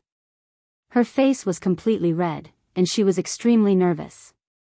After entering the tent, the entire tent could be seen to be decorated with red as the theme. Looking at Tang Wei, who had her head lowered and had a bashful look on her face, Wei Chang swallowed his saliva. What should I do now? Seeing that Uncle Wei was looking at her blankly, Tang Wei lightly bit onto her lower lip, then slowly undid her clothes. Wei Chang was startled. Tang Wei, what are you doing? I am taking off my clothes to sleep. Tang Wei's face was about to bleed. Uncle Wei is so stupid, what else can I do besides taking off my clothes? Wei Chang could be seen stretching out both of his hands. Tang Wei felt that her heart was about to jump out. Uncle Wei finally took the initiative. But, Wei Chang put on Tang Wei's clothes and said with concern, it is cold in the valley at night, it is better to wear clothes to sleep. Tang Wei, first blood, a drop of blood, right now, there was a huge shadow in Tang Wei's heart. Uncle Wei, can you be a bit more honest? Wei Chang let out a breath and immediately lied down. What should I do? How should I push Uncle Wei? Seeing that Uncle Wei lied down, Tang Wei also lied down beside Uncle Wei, and the tent became quiet again. After a long while, Tang Wei turned over and lightly hugged onto Wei Chang. Meanwhile, Wei Chang stretched out his hand and hugged onto Tang Wei's slender waist. This time, Tang Wei felt that there was hope as she said shyly, Uncle Wei, don't you want to? I want to. Wei Chang said gravely. Then why are you still in a daze? Tang Wei felt that she was going to dig a hole in the ground. I have already hinted to Uncle Wei crazily, why isn't there any reaction from Uncle Wei? Wei Chang sighed, I want to sleep, but I really can't sleep. Puff. Double kill, Tang Wei immediately felt a wave of dizziness, I really want to cry. Does anyone have any good ideas? After a while, Tang Wei calmed herself down. I don't believe that Uncle Wei doesn't understand. I have done my homework before coming here. Tang Wei slowly stretched out her slender hand and stroked onto Uncle Wei's chest. Do you still not understand? Wei Chang was very gratified as he laughed tenderly, Xiao Tang, Uncle Wei isn't tired, I don't need you to massage me. Puff. Triple kill. Uncle Wei actually feels that I am giving him a massage, my god. Why is it like this? Seems like I can only use my trump card. Tang Wei could be seen making up her mind. While stroking onto Wei Chang's chest, she let out a very alluring moan. Which man would be able to endure it? Tang Wei doesn't believe it. Wei Chang could be seen being startled as he asked with concern, Xiao Tang, what's wrong? Is it because your respiratory tract is infected? Puff. Quadruple kill. Tang Wei felt as if she was struck by lightning from a clear sky, being struck by the lightning. Wei Chang said worriedly, this valley is humid, you have to pay attention to your body, do you understand? Tang Wei didn't speak, she was already unable to think normally. In the past, I thought that Uncle Wei's illness was only mild, but from the looks of it, it is not just mild, it is very serious. This is an illness, I have to treat it. Right now, Tang Wei felt that she must definitely cure Uncle Wei's illness, no matter how shameless she is, she must save Uncle Wei. Tang Wei could be seen hugging onto Wei Chang's arm and said tenderly, Uncle Wei, you can be at ease, today is my safe period, nothing will happen to me. Wei Chang stroked onto Tang Wei's hair and said gravely, Uncle Wei knows, with Uncle Wei here, not only today. You will be safe from today onwards. Pentakill. Ace, your woman has already been killed by you. Tang Wei felt that Uncle Wei was incurable, oh my god. Chapter 158. Uncle Wei, I am going to sleep first, you should rest early too. Tang Wei was very hurt, being ignored by Uncle Wei. Uncle Wei went into a daze for a moment, then responded with an oh. Why do I feel that Xiao Tang's mood is a bit low? It shouldn't be. Just now, he expressed his concern for me and also displayed his powerful strength. Why is it like this? Wasn't she supposed to be moved beyond belief? This is how idle dramas come about. With deep doubts, Wei Chang gradually fell asleep. Although there wasn't any substantial progress, at least he had taken the first step and slept together. Just that, thinking that Xiao Tang is going to start school soon, at that time, she might not be able to stay in leisure bar to work anymore. How should I solve this matter? This is really troublesome. Should I eat up the people in school? If Yi Hua knew that Wei Chang was so indecisive, he would definitely teach him a lesson. As a strong person, he should be a bit more overbearing. If not, why would women listen to him? Carrying Qinya, Yi Hua took out the pajamas for Qinya to change into. Looking at her body, it was even more alluring than the first time he saw her. Every inch of her skin was emitting out a faint fragrance, and even had a beautiful luster. In any case, no one saw it. Even if someone saw it, kill him to silence him. Gigi, the sun revealed itself from behind the peak of Tsang Mountain. A few rays of warm light shone onto the valley, causing people to feel a kind of sweet tiredness. Yi Hua slowly opened his eyes. Qinya, who was in his embrace, started to cry again. As expected, she is a whining monster. Yi Hua, I am hungry. Qinya, who was in her sleep, mumbled. Her beautiful eyes were reluctant to even open. If you are hungry, then get up and eat breakfast. I don't want to get up, sleeping is very comfortable. Qinya moved her body, putting on a more comfortable position. Yi Hua laughed lightly, we are not at home. Qinya slowly opened her eyes and looked around. The scene from yesterday immediately appeared in front of her eyes. You had a nightmare last night. Looking at Qinya's fearful gaze, Yi Hua said faintly. Qinya's tightly knitted brows gradually relaxed. Dream? You went to rest after eating yesterday. So it is like that, you scared me to death. Qinya patted her chest, immediately feeling that something was wrong. When did I wear pajamas? Yi Hua said, I helped you change. You are taking advantage of me again. Qinya said bashfully. Yi Hua pinched onto Baiji's tender face. All right, after you change your clothes, come out. After eating breakfast, we will go back. After finished speaking, Yi Hua walked out of the tent. The air here is rather comfortable. Lighting up a stick of cigarette, the four maids had already woken up very early to prepare breakfast, while Wei Chang was sitting at the side of the water in a daze. Lai Gu had yet to wake up. What's wrong? Yi Hua, who was standing at the side, asked. Wei Chang was startled, then hurriedly stood up and shouted out in a low voice, Your Honor. Yi Hua puffed out a mouthful of smoke. It's still early in the morning, and you are already frowning. How could Wei Chang possibly say such a thing out? It was too shameful. Your Honor is worrying too much. Subordinate is just thinking about a problem. Oh. What are you thinking about? Wei Chang really wanted to slap himself. I have so many excuses, yet I didn't use them, and I actually said this. I am going to have to face His Honor's examination again. I hope that I can still remember the places where I drew circles in the past. Think about His Honor's actions last night. Why did His Honor give the 9 demons punishing tower to Wang Debao and not someone else? Wei Chang was quick-witted and began speaking nonsense with a straight face. Yi Hua felt that this was interesting and continued listening to Wei Chang. Wei Chang let out a mouthful of smoke, then said, Wang Debao seems to be from the south, but his wife is from the north. I heard that this Wang Debao listens to everything that his wife says. By giving the ancient godly item to him, His Honor is equivalent to giving it to the north. This time, the south's reputation has been tarnished, and the south will definitely send a crusade against the north. Yi Hua flicked away the ash from his cigarette, then revealed out a praising gaze. That's right, that's exactly what I meant. Let them fight amongst themselves, and after the fight is over, we will come out and tell them the truth. I really want to see what kind of expression those humans would reveal. To be able to toy with humans in the palm of one's hand, it truly feels great. Your Honor is wise, giving them a taste of their own medicine.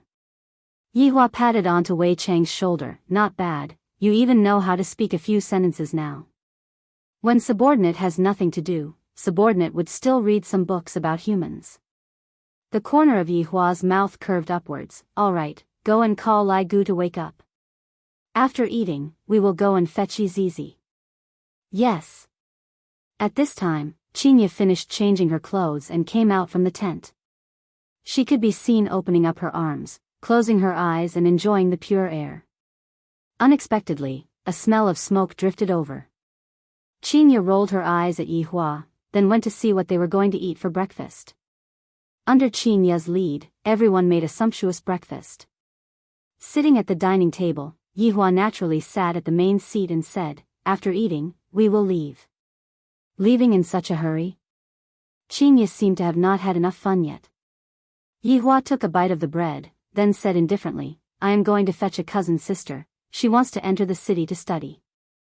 When the time comes, you go and make the arrangements."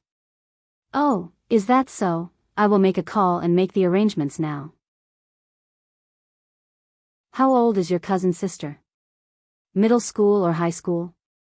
Qinya took out her phone and asked. "Middle school or high school?" Yi Hua looked towards Wei Chang and Lai Gu, and the latter lowered his head, expressing that he did not know. She is 8 years old."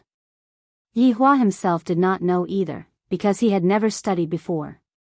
Qinya thought for a while, then muttered, "If she is 8 years old, she should be attending primary school, around grade 3. "Yes, that's right," Yi Hua said. Qinya immediately gave a call to the general manager of Long and City, Lu Hang, and asked him to go and make arrangements. After all, the school was about to start soon. "Yi Hua, when the time comes, give me your cousin's information," Qinya said. Speaking of information, Yi Hua felt that Yi Zizi should be an unregistered citizen. "When the time comes, I will just let that Xiao Jiu go and settle it." "Okay, I'll give it to you when we get back." After dinner, everyone left the valley. To Lai Gu's women, this day and night were very exciting. Of course, Lai Gu himself was also very satisfied. However, to Wei Chang and Tang Wei, it was simply indescribable. In actuality, the person who was the happiest was still Yi Hua. After all, he managed to subdue Qinya. Look at the current Qinya. Qinya is currently leaning into Yi Hua's embrace, and Qinya is currently unable to leave Yi Hua's embrace. After getting on the highway, Qinya, who was lying in Yi Hua's embrace, asked curiously, "Yi Hua, why didn't I hear that you have a cousin sister?" "Oh, long time no see." Qinya punched Yi Hua's fist. "All right then, you are hiding everything from me." Lifting up Qinya's chin, Yi Hua immediately kissed onto Qinya's chin, causing Qinya to be dumbfounded. So annoying. There are still people here. Just treat them as if they are transparent. Wei Chang and Lai Gu were very hurt, especially Wei Chang. Why is it that even his honor is able to do it so easily, but I am unable to? I should take this opportunity to properly learn his honor's flirting skills. Chapter 159. In the Cayenne that was following behind, Tang Wei was a bit disappointed as she turned her head and looked outside of the car window. "Tang Wei, did you do it last night?" Bai Xiaozhen, who was sitting at the side, asked in a low voice. "Sigh, if only I did it last night." Tang Wei shook her head, then let out a deep sigh. Thinking about how Uncle Wei acted last night, she felt both angry and funny at the same time. Iran, who was sitting at the front, also became interested. She turned her head and said with a smile, "Xiao Tang, you are already dressed so sexily. Could it be that Uncle Wei did not have any reaction?" Gu Gu seemed to have injected stimulants last night, and Wenxia was even more miserable. Sure enough, Wenxia, who was driving the car, blushed, and Bai Xiaozhen even pouted. "Iran, don't say any more, look at the two of you, TSK, TSK." Iran laughed. Tang Wei let out a deep sigh again. Other people are so blessed, and yet I am worrying about this kind of thing. Forget it, let's just let nature take its course. 2 hours later, Yi Hua finally got off the highway and arrived at a small town. Yi Hua chose a remote location to put on an act for the entire time. "Have we arrived?" Qinya got up from Yi Hua's embrace and opened the car window to take a look. Yi Hua nodded his head and arrived at the agreed location, but Yi Zizi had not arrived yet. She couldn't have gone to prank me again, right? I'm a bit hungry. Qinya rubbed onto her flat stomach and said embarrassedly. She was a pregnant woman, so it was normal for her to be hungry. After all, the big ones have to eat, the small ones have to eat too. Madam, the food in this small town is rather small. Wei Chang took a look and said. Qinya's eyes lit up, isn't there a Shaxian snack there? Let's go there. Yi Hua had tasted this Shaxian snack before, and it was not bad. Alright, let's treat it as lunch. Yi Hua approved. The appearance of two Kayans in this small town still attracted quite a bit of attention. Curious about what kind of people were sitting inside, the roadside stalls all paid attention to them.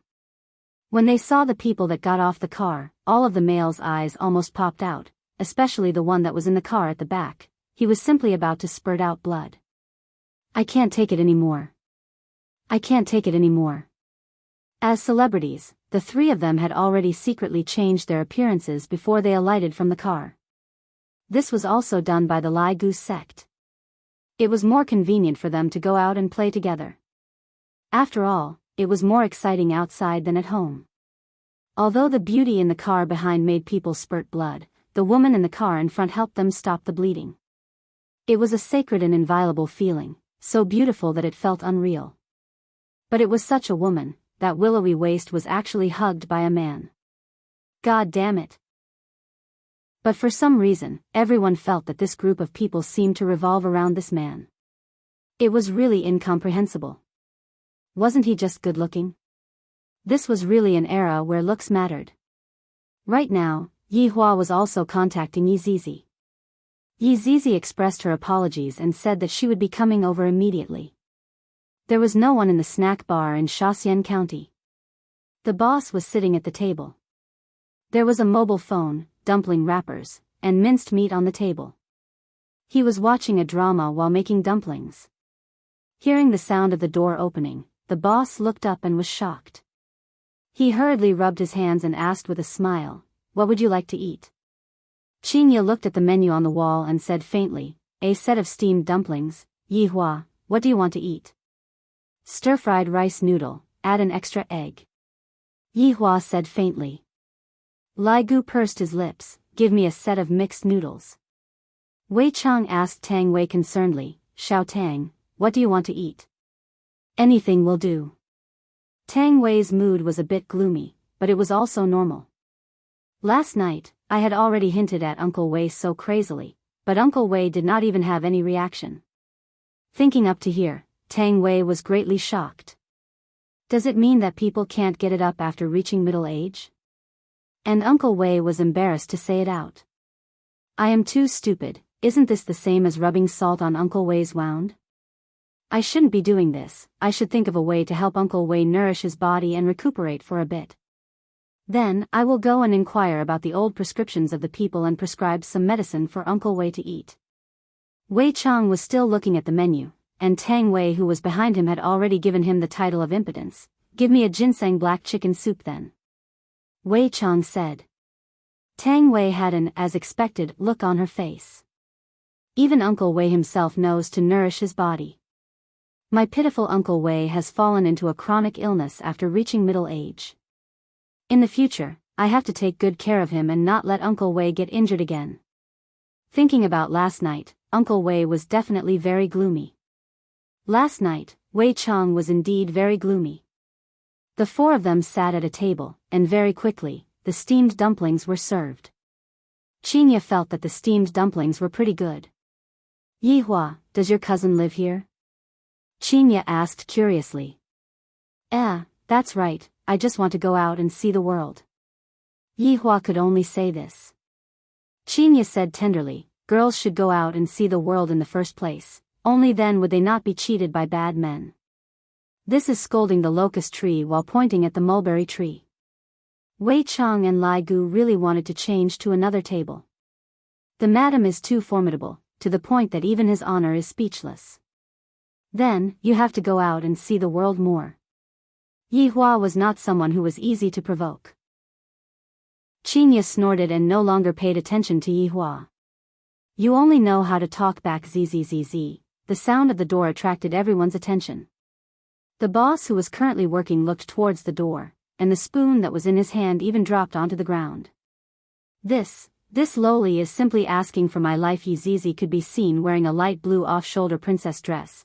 Her beautiful collarbone was faintly discernible, the butterfly knot on her waist was cute and moving, and layers upon layers of lace adorned the beautiful dress.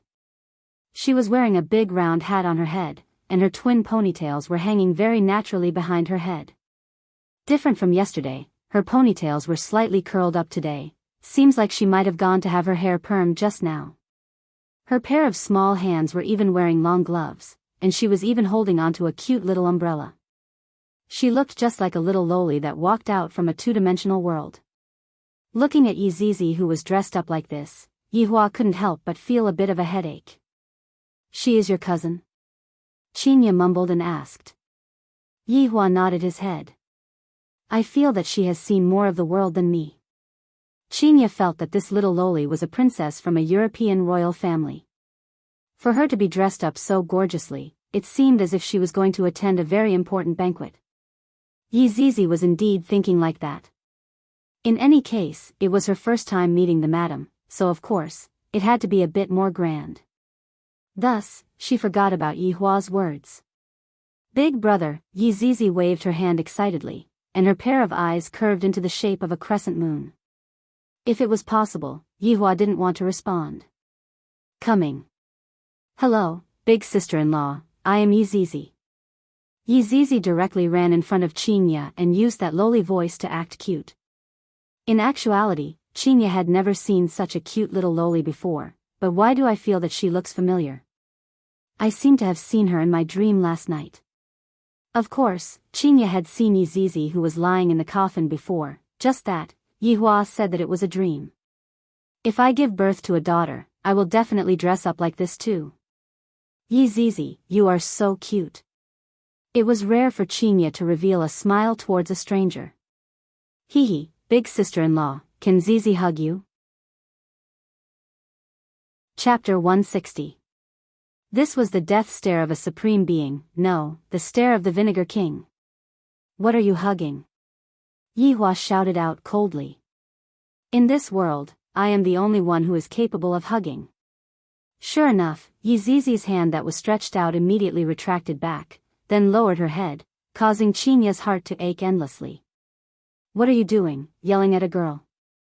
Qinya glared at Yihua petulantly, then squatted down and lightly hugged onto Yizizi. Ignore him, he is the king of jealousy.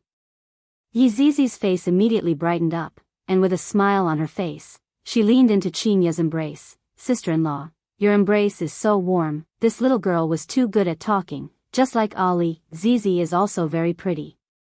Cousin-in-law likes her very much. What do you like? Pay the bill and leave.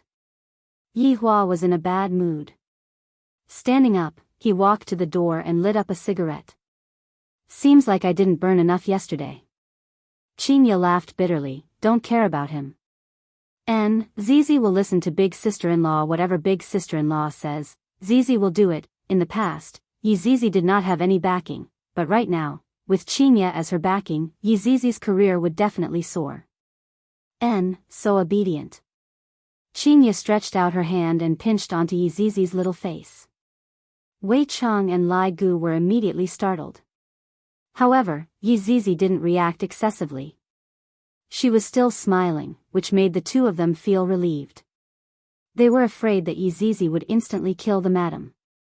Other than Yihua, Qinya was the second person who dared to pinch Yizizi's face. No. Qinya was the first human who dared to pinch Yizizi's face.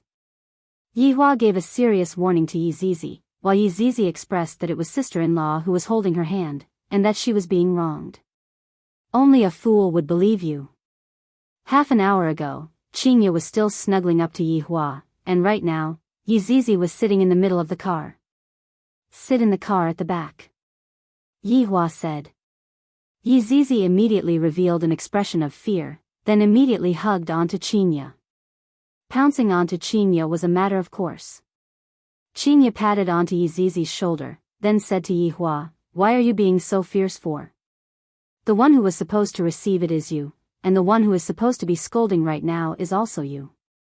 Wei Chang and Lai Gu pretended not to hear anything. Lai Gu, when we reach Longban City, bring Yi Zizi to look for a house to stay in. Yi Hua decided to change his way of thinking. Before even waiting for Lai Gu to reply, Qinya said unwillingly, you are letting an 8-year-old little girl stay outside by herself. Is there any big cousin like you, 8 years old? Even if it wasn't 8,000, it would at least be 800. Sister-in-law, Zizi is scared, Yi Zizi said pitifully. Yi Hua, you don't have to argue with Yi Hua anymore. Yutong's room is big enough, just let Zizi and Yutong sleep in the same room. Qinya gave a suggestion that could not be opposed. But was it really okay to let two Chinibu girls sleep together? Aren't you afraid of causing a commotion? If Qinya knew about Yi Hua's future development, she would definitely agree to Yi Hua's request. Going out to live was also a kind of release. After all, a child should live independently as early as possible. Yi Hua glared at Qinya, if anything happens, you settle it yourself. Let's settle it then. Qinya snorted. Eldest cousin-in-law, you are so good to Zizi. Yi Zizi smiled sweetly, which melted Qinya's heart. Just that, when Qinya saw that Yi Zizi's pupils were scarlet red, she became very puzzled. Zizi, why are your eyes red? Did you wear cosmetic contact lenses? Yi Zizi blinked her beautiful eyes. No, Zizi was born like this. Although it was rather weird, this pair of red pupils and Yi Zizi were still quite effective. 4 p.m. in the afternoon, the group of people arrived at the entrance of Leisure Bar. Qinya brought Yi Zizi into the bar first, while Yi Hua had to give a few instructions. Do not slack in your intelligence work, report to me on time every day. Also, let Xiao Jiu go and handle Yi Zizi's identity information. Yi Hua said faintly. Yes. Yes. Yi Hua nodded his head, lit up a cigarette and walked into Leisure Bar. Wei Chang unbuckled his seatbelt and said, you can go back first, I will go and send Xiao Tang off. Gluttonous monster, what are you talking about? Send her off by car, you are even riding a bicycle to send her off. Right now, Lai Gu was very extravagant. Lai Gu could be seen opening the car door and saying, this car is for you, don't be too stingy when chasing after a woman, sometimes, you also need to give her some face. Wei Chang went into a daze for a moment, then felt that what Lai Gu said was right, not having a car was indeed inconvenient. I won't be polite then. Lai Gu immediately revealed out a crafty smile, then, I will hand over the matter that your honor instructed me just now to you bye-bye. After pausing for a moment, Lai Gu added another sentence, grab hold of the opportunity at night. As a brother, I can only help you to this step. Wei Chang knew that Lai Gu definitely did not have good intentions by gifting a car for no reason. However, this kind of small matter can be handed over to Death Mage to take care of. After sending Xiao Tang back, I still have to go to work at night. Not long later, Tang Wei sat on the car and cried out in surprise, Uncle Wei, why did you suddenly want to buy this car? It was definitely Lai Gu who said it again. It's convenient for me to pick you up. Wei Chang stretched out his hand and stroked onto Tang Wei's cheek. But this car is too expensive. It's fine, Uncle Wei can afford it. Wei Chang laughed and headed towards Tang Wei's residence. Lai Gu went back as well. I haven't even handed over my public allowance for today. In Leisure Bar. Just when Yi Hua walked up the stairs, he heard Qin Yutong's cry of surprise and Yi Zizi's cry of surprise. Pushing open Qin Yutong's door and taking a look, even Qinya went into a daze at the side. Qin Yutong could be seen wearing a level 3 helmet, a level 3 bulletproof vest, a frying pan was hanging on her butt, and she was also wearing a teacher's uniform. Yi Zizi's gaze was fiery, as if she had found a like-minded comrade. Brother-in-law, big sister, you two only went out for a day, and the child is already so big. Qin Yutong cried out in surprise and carried Yi Zizi up. This little loli is too cute. Yi Zizi felt that this aunt's embrace was not as warm as her sister-in-law's, but it was still rather comfortable. Woo! Aunt, you are going to suffocate me to death. Yi Zizi couldn't take it anymore. this ant is too savage. Ant. Qin Yutong immediately collapsed. Forget about being called Ant by Ali, right now, even this little loli wants to call me Ant, don't you think that I should be angry? Yutong, she is called Yizizi, she is your brother-in-law's cousin. Qinya explained. Qin Yutong's eyes lit up, why call me Ant, call me big sister, I am your sister-in-law's little sister. Since she is sister-in-law's little sister, I will give her face. Hello big sister. Mommy, this is too cute, where did you buy this princess dress from? Not bad, I bought a lot of it too, but I didn't dare to wear it, afraid that other people would say that I am a lunatic. It's alright now, we can wear it together. Yihua said faintly, 2 lunatics. Really? Zizi also has a lot of beautiful princess dresses. Zizi, do you know what cosplay is? Yizizi shook her head, indicating that she was a newbie. Come, big sister has a lot of beautiful clothes, let me share with you. Chapter 161. Qinya had originally thought that Yizizi would stick to her very much, but I didn't expect that.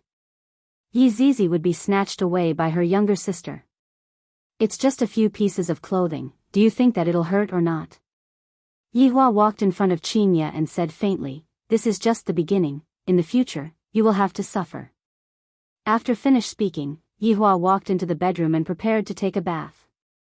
Qinya seemed to be able to see through why Yihua was worried.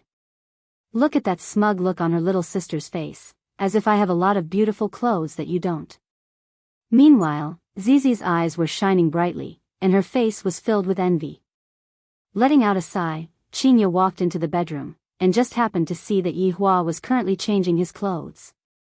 Originally, Qinya wanted to avoid Yihua for a while, but thinking that they were already an old couple, what was the point of avoiding Yihua? What's wrong? You're not going to seduce them anymore? Go to hell. Qinya snorted. Since you asked Yizizi to come over and live with me, you will have to be responsible for her in the future. Yihua said faintly, then walked into the bathroom. Qinya let out a deep sigh, then sat on the bedside and covered her face. Yizizi doesn't seem to be that lowly that she looks like on the surface. At this moment, in the Bai family in the far north, Bai Cixin held the 9 demons punishing tower in her hands and studied it carefully. Meanwhile, the black mist above the 9 demons punishing tower slowly wrapped around Bai Cixin's hands. Wang Debao and Bai Qi stood at the side. Honey, be careful. Wang Debao shouted worriedly. Bai Cixin shook her head and said softly, I'm fine. Don't be nervous.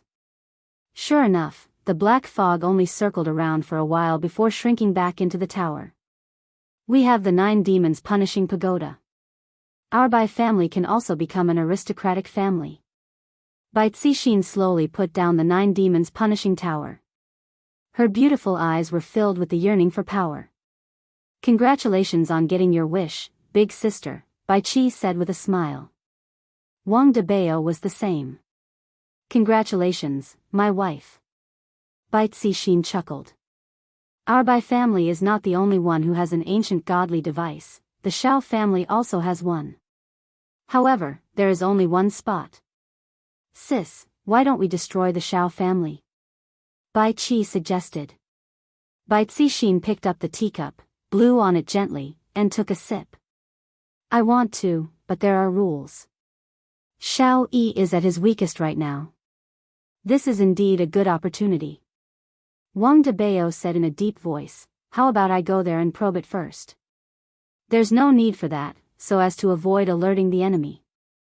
Seizing the ancient godly item and squeezing into the aristocratic families is only the first step, and our next step is not just the aristocratic families, but also the 3 big shots that restrict the aristocratic families. Speaking of the 3 tycoons, Wang Debao and Bai Qi's expressions became grave. In order to become an aristocratic family, the first thing they needed was an ancient godly item. Every 5 years, there would be a selection. Originally, the Shao family had already entered the ranks of aristocratic families, but unfortunately, another ancient godly item had appeared, causing them to have to fight for that slot. For the aristocratic families, the first reaction was that they were mysterious, but for the three giants above the aristocratic families, they were even more elusive. After all, no one from the three giants had ever appeared before. No one knew what they were capable of, where they were, or how strong they were. However, there was one thing that could be seen clearly, and that was that all of the aristocratic families were restricted by the three big shots. If not, they would have fought with each other a long time ago. Who didn't want to collect more ancient godly items? Thus, the three big shots declared that all aristocratic families could only possess one ancient godly item, and they were not allowed to participate in the worldly plundering. Those who violated this rule would be exterminated. From this point, it could be seen how big of a risk Tang Wuxuang had taken to invite Yi Xiao over. Fortunately, Yi Xiao left in the end. Bai Cixin put down the teacup in her hand and said faintly, "Hubby, have you transferred all of your companies over? Once this matter is out of the south, you won't be able to go there anymore. Wife, don't worry, the headquarters in Gao Hai City is just an empty shell." Wang Debao was a little smug. Bai Cixin praised, "Hubby, not bad, you even know how to prepare for a rainy day. Learning from my wife, I definitely have some experience." Then, "Hubby, what kind of experience did you conclude this time?" Bai Cixin said with a gentle smile. Wang Debao was instantly stupefied. Even Bai Qi couldn't bear to look straight at him. "Who asked you to act cool?" Wang Debao coughed lightly and said gravely, "This time, under the wise leadership of my wife, it wasn't easy for us to obtain a great victory. If it wasn't for my wife's intelligence, how could I, your husband, be able to succeed so easily?" Bai Cixin covered her mouth and laughed lightly. "To be able to receive such a high evaluation from my husband, I, your wife, am overwhelmed by the favor. It's what I should do, it's what I should do." Wang Debao laughed mischievously. He was looking forward to the reward very much. After withdrawing her smile, Bai Cixin asked seriously, "Hubby, tell me what happened last night in detail, don't leave out any details." "All right." In the next hour, Wang Debao fully displayed his eloquence, turning himself into an undying hero, and obtained the most valuable treasure. Brother-in-law is truly amazing, to be able to deceive those few families. Bai Qi sighed. "This brother-in-law of mine looks like a simpleton, but in actuality, he is full of evil tricks." After hearing what Bai Qi said, Bai Cixin didn't say anything, and with a grave expression, she stood up. "You said that the black robe appeared at the start, and he even brought along Insect's sect head, Sun Fang. And in the end, he ran away for no reason?" "That's right, I am also puzzled. They suddenly appeared, and I thought that they were also after the ancient godly item, but who knew that they would run away?" Wang Debao also didn't understand what was going on. Sun Fang's reputation had already spread far and wide a few days ago, and yet, this black robe brought her out again. Making her furious. Making her hate. Could it be that the black robe wants to make her his own? Bai Cixin muttered. "Big sister, you can even think of this?" Bai Qi exclaimed. Wang Debao chose to remain silent, otherwise, he would have to ask more questions later on. Bai Cixin continued, "Even though I've never seen that black robe before, I'm sure that a powerhouse like him wouldn't do something so despicable. Someone must have slandered him, and Black Robe took advantage of this to isolate Sun Fang. This is also why Black Robe suddenly appeared. He wanted everyone to slander Sun Fang, so that Sun Fang could see her situation clearly." After hearing what Bai Cixin said, Wang Debao's expression became grave, and he let out a breath. "That Black Robe is too terrifying, his thoughts are actually so meticulous." "What happened to the little girl in the coffin in the end?" Bai Cixin asked. Wang Debao shook his head. "I don't know, at that time, I took the 9 demons punishing tower and ran away. Who would have the time to care about a corpse?" "Who is that Sung Di who suddenly appeared?" "Who knows, but he seems to be in contact with the people in the north." Wang Debao said. "What about the people that you brought with you?" Bai Cixin asked. "I can't contact all of them. I heard that He Feng, Xu Zhenhai, and Man Kai didn't come back either. It's as if they disappeared from the world." Bai Cixin took a deep breath. hubby, Bai Qi, I feel that this matter isn't that simple. We have to be careful right now. The forces in the south will definitely not let what happened last night go. There is going to be a tough battle soon. Bai Qi, you go and make arrangements. All right, big sister. After speaking, Bai Qi took the lead and left. What about me? Wang Debao asked with a smile. Bai Cixin slowly walked over and held onto her husband's hand, then said tenderly, hubby has worked hard for an entire night outside. Of course I have to reward you. F***K, the main show is coming. The two came to the bedroom, and Bai Cixin took a charming look at Wang Debao. Hubby, this time I bought an enhanced version of popping candy, and it's even spicy. It should taste good if you pair it with iced water. Chapter 162. Zijin City. Within Tang family's manor, Tang Wushuang was currently sitting on the sofa while trembling with fear. Behind him were his two wives, Quan Anrong and Mu Jia.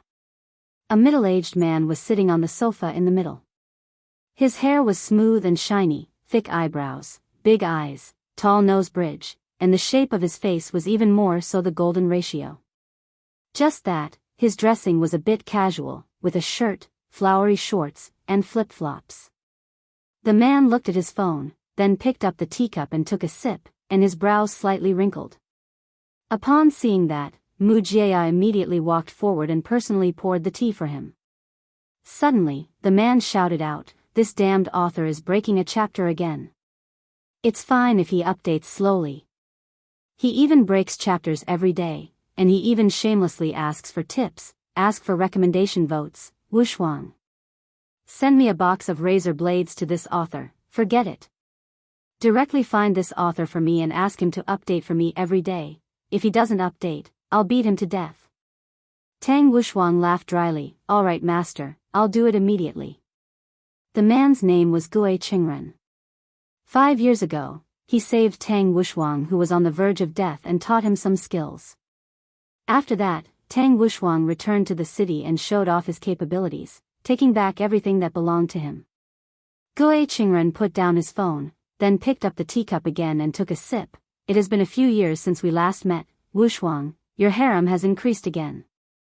It is all thanks to master, if not, how would Wushuang be able to achieve what he has today?" Tang Wushuang said sincerely. He was actually rather unfamiliar with his master. His master could be said to be an existence that came and went without a trace.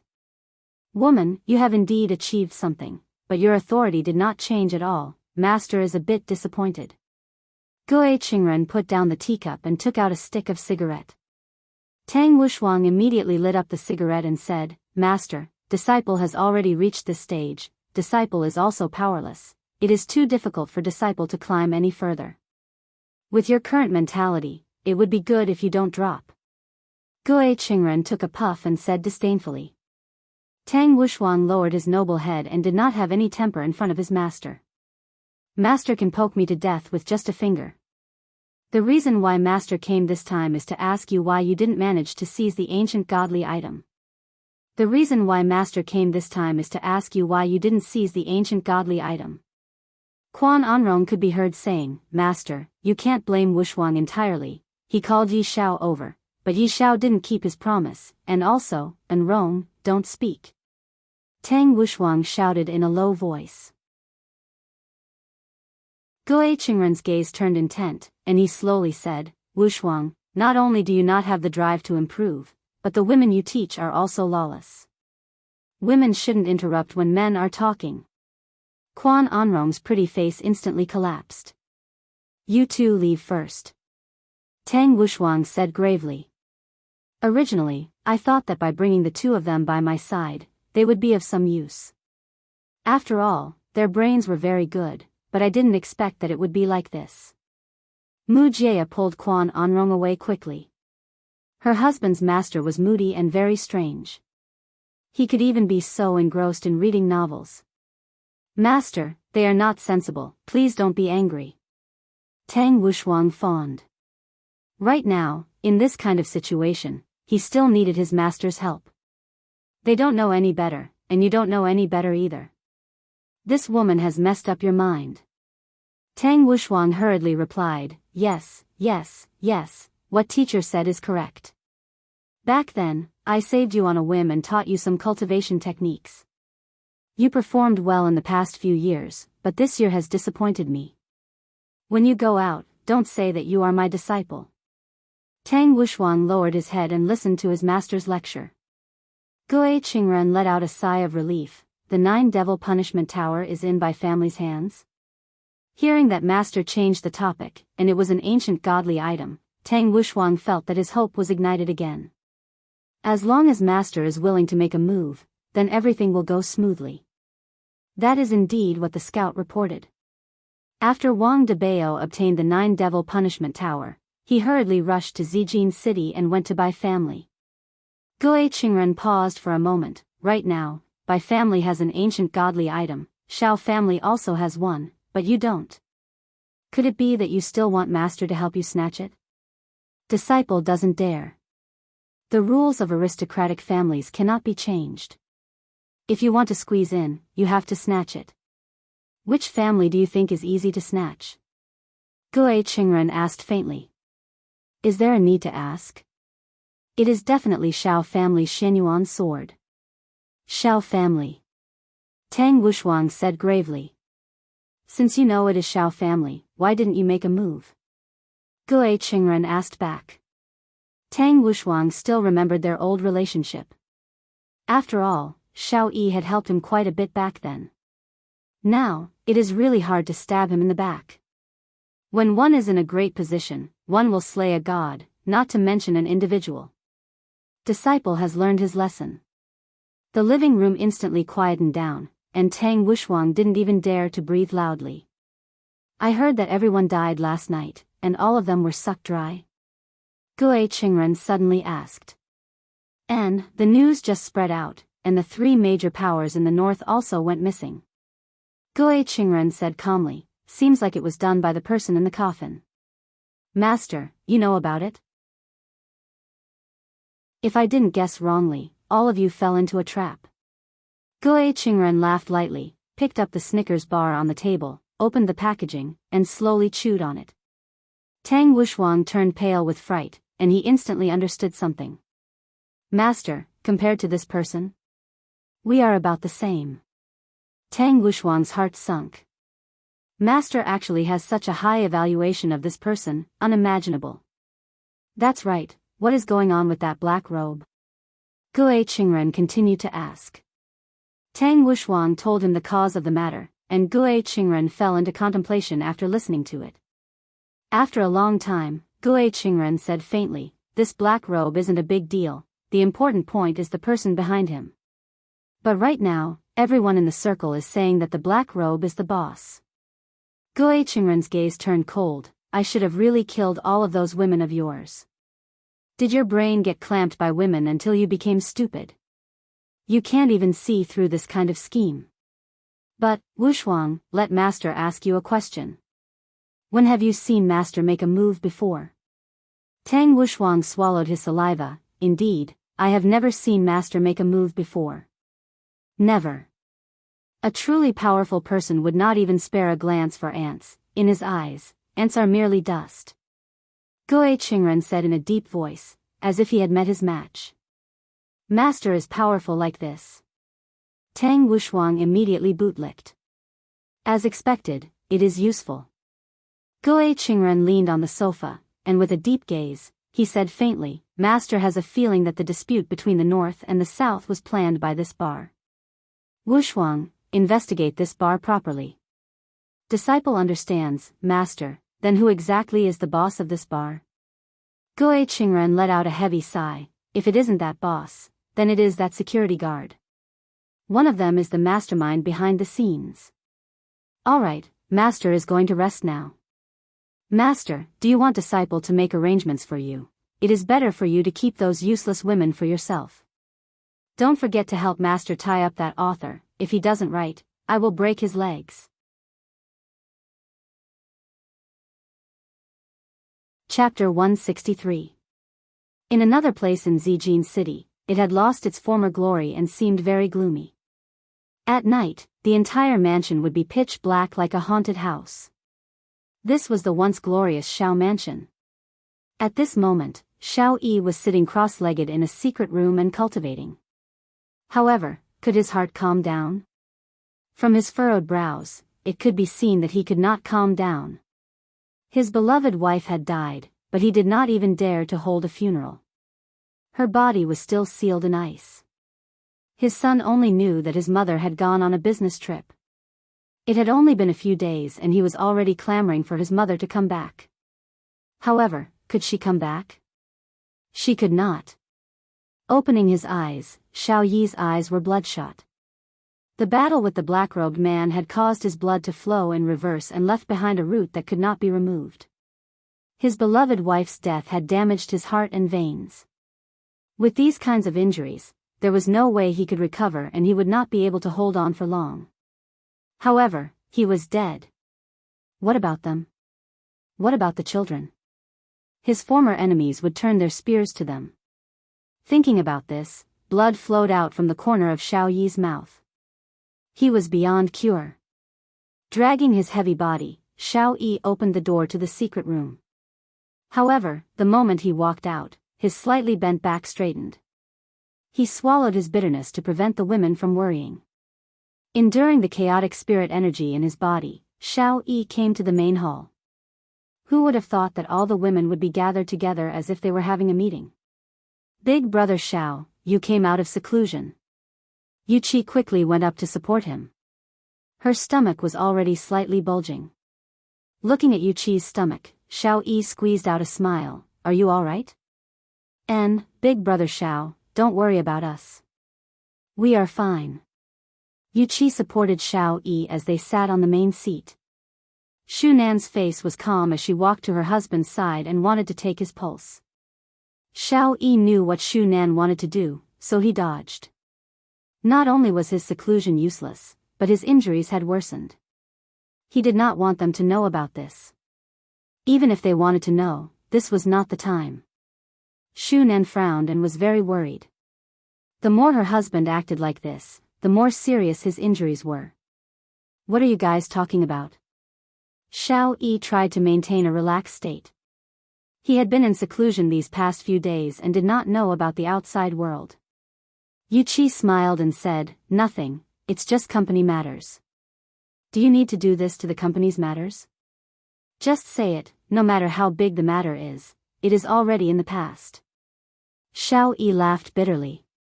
If I can go back in time, I should learn from Wang Debao and return the money. He had thoroughly played out the phrase, losing one's wife and losing one's soldiers after losing one's wife.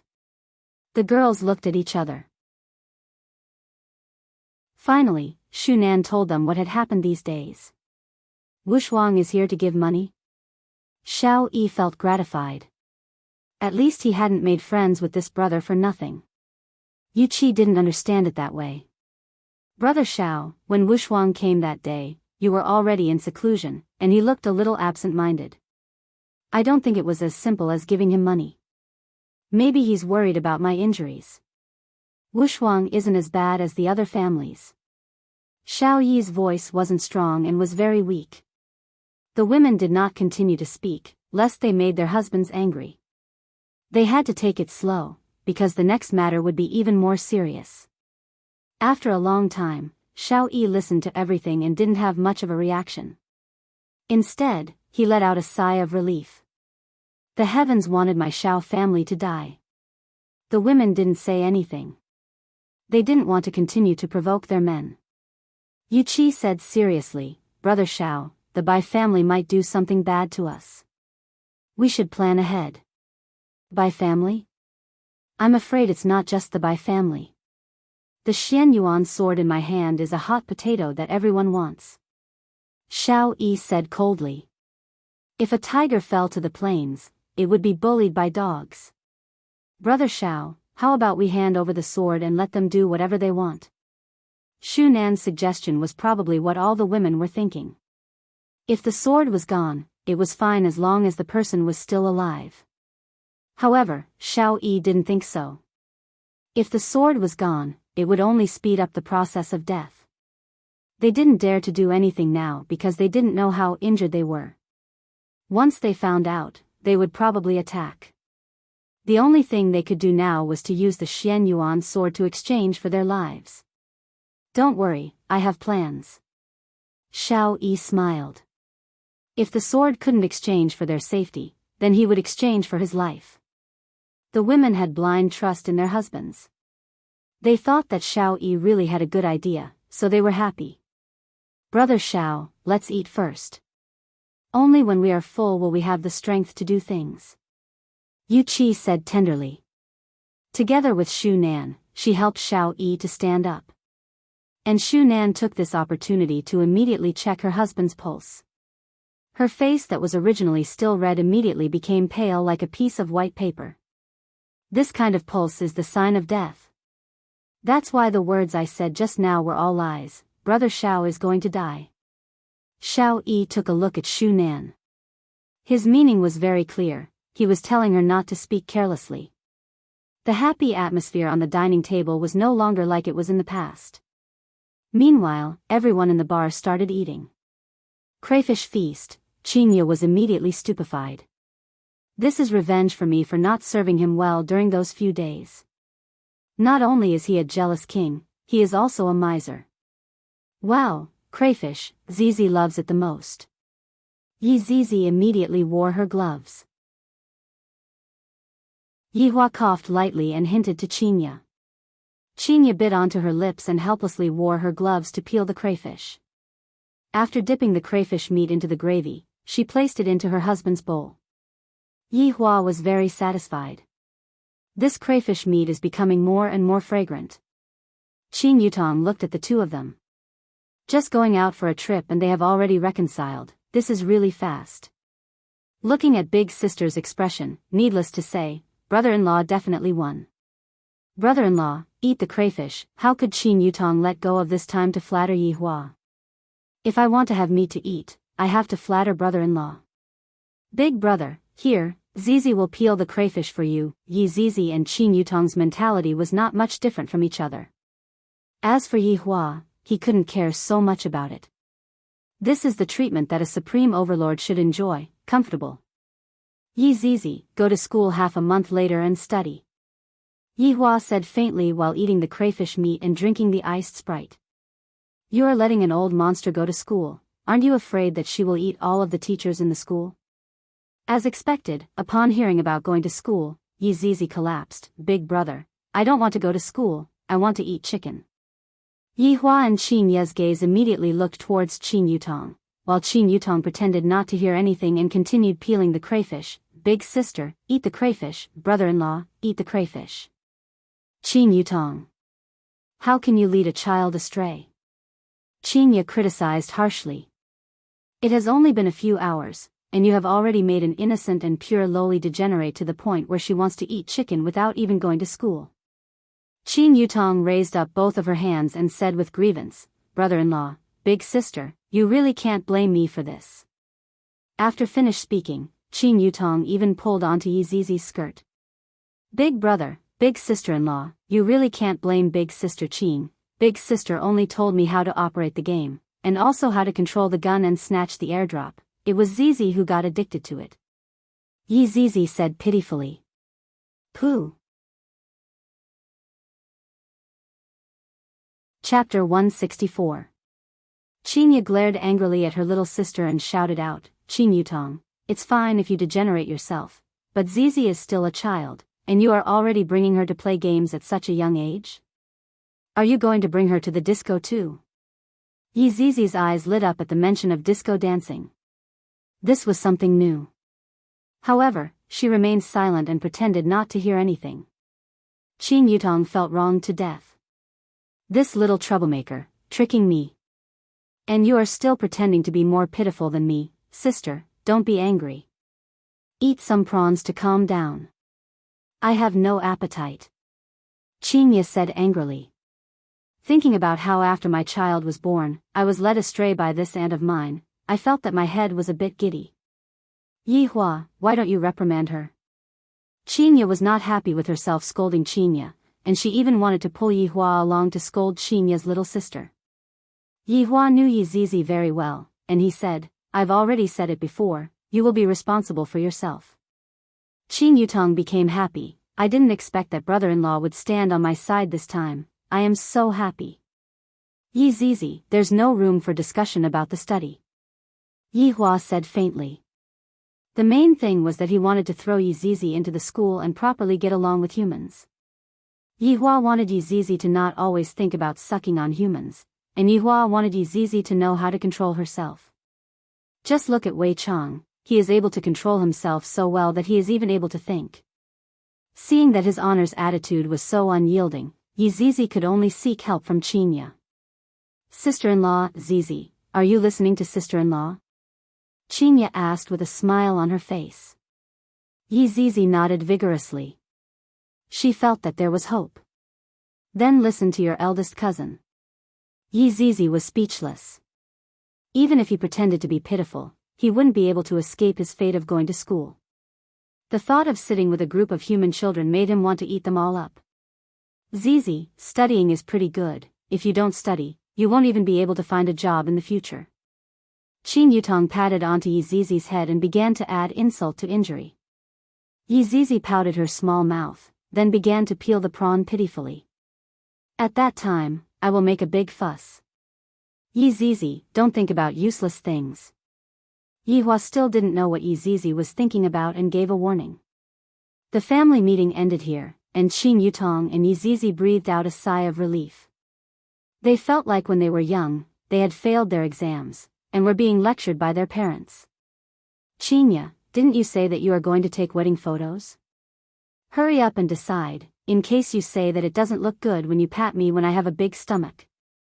Picking up the prawn meat that Qinya peeled, Yi Hua asked. Qinya pondered for a bit, then said, let's go to Sanya, the scenery there is pretty good.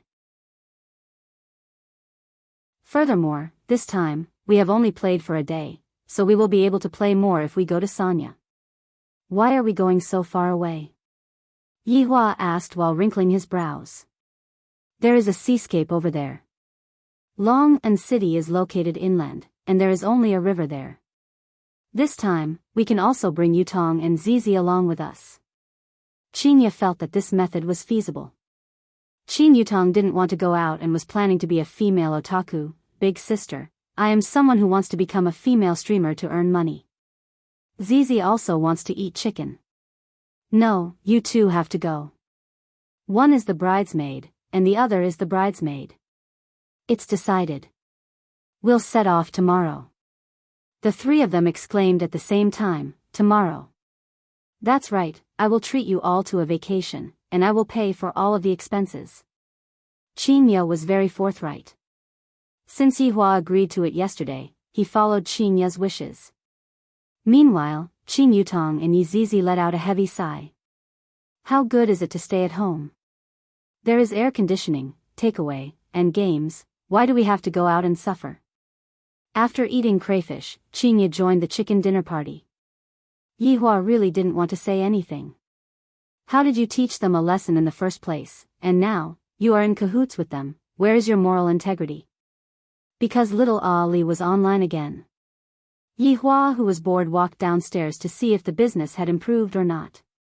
However, when he went downstairs to take a look, other than his own attendants and security guards, there was no one else. How is this possible? Yi Hua waved his hand towards Wei Chang. Boss, what's the matter? Where is everyone? Yi Hua asked gravely. Wei Chang shook his head, I don't know either.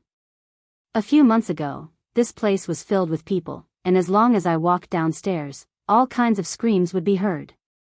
But now, sighing, Yi Hua said, I am going out for a few days tomorrow. When I come back, I want to see this place filled with people. If not, I will deduct your salary. Boss, I still want to ask you for a raise in salary. Wei Chang said embarrassedly. So it turns out that finding a girlfriend costs so much, and now, I even have to pay more for gas. Yi Hua glared at Wei Chang, you still want to ask for a raise in salary? I am going to starve to death. Boss, there is a strong smell of stir-fried crayfish coming from your body. You still dare to talk back to me now? Subordinate doesn't dare. Wei Chang said hurriedly. Didn't I see that Zizi has returned? I am happy in my heart, so I am just being mischievous for a bit. How is the matter that I asked you to investigate?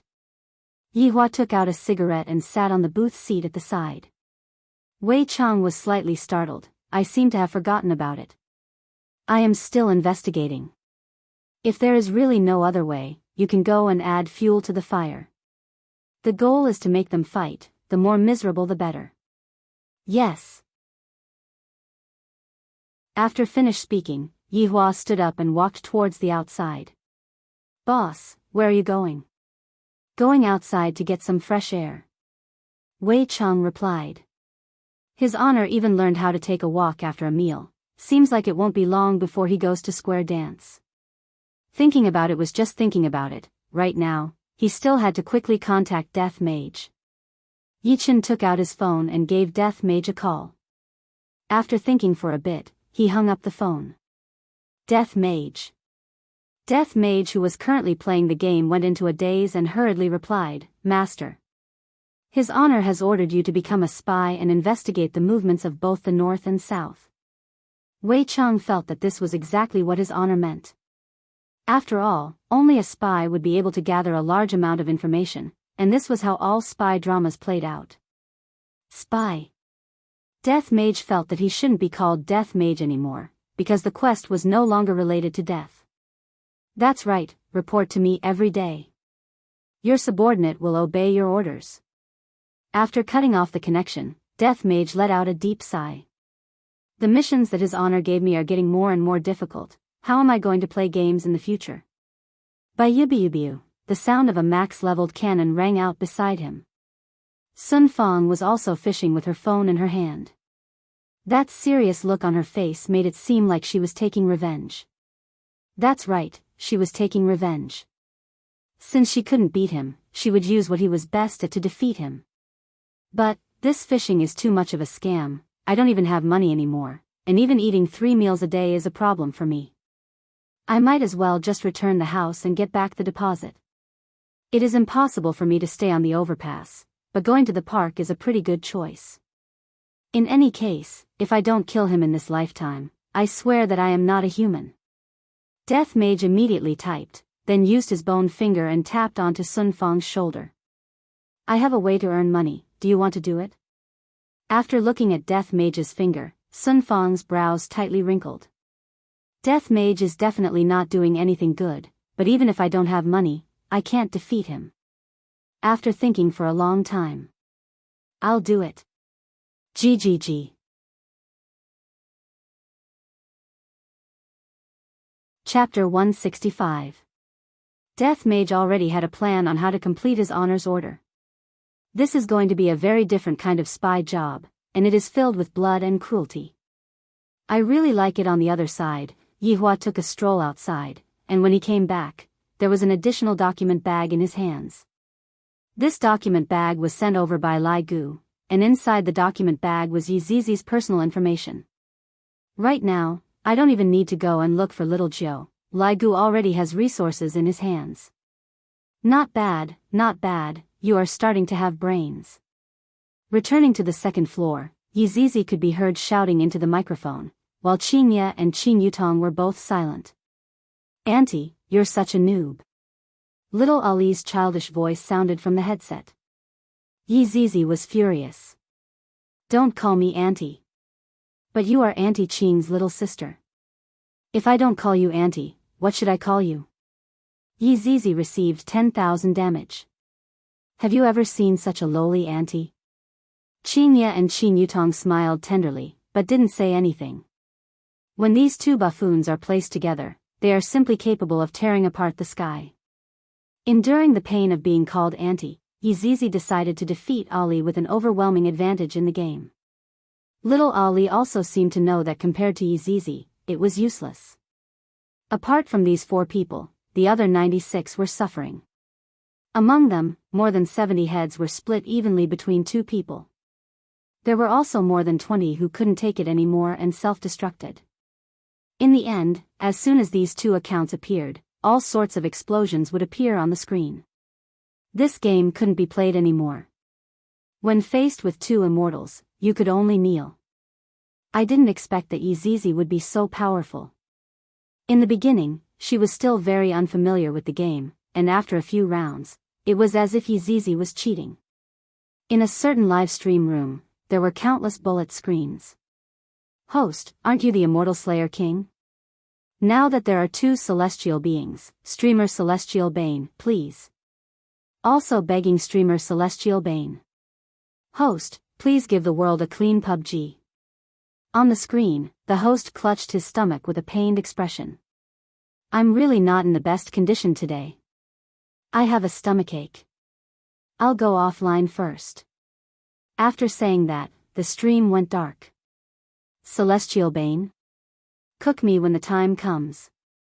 That was a revolver monster, and now there was a crossbow monster. Should I consider switching professions? The live stream was in chaos. The host actually ran away. Everyone, stop scolding the host. Maybe the host is really not feeling well? I'd be a fool to believe him.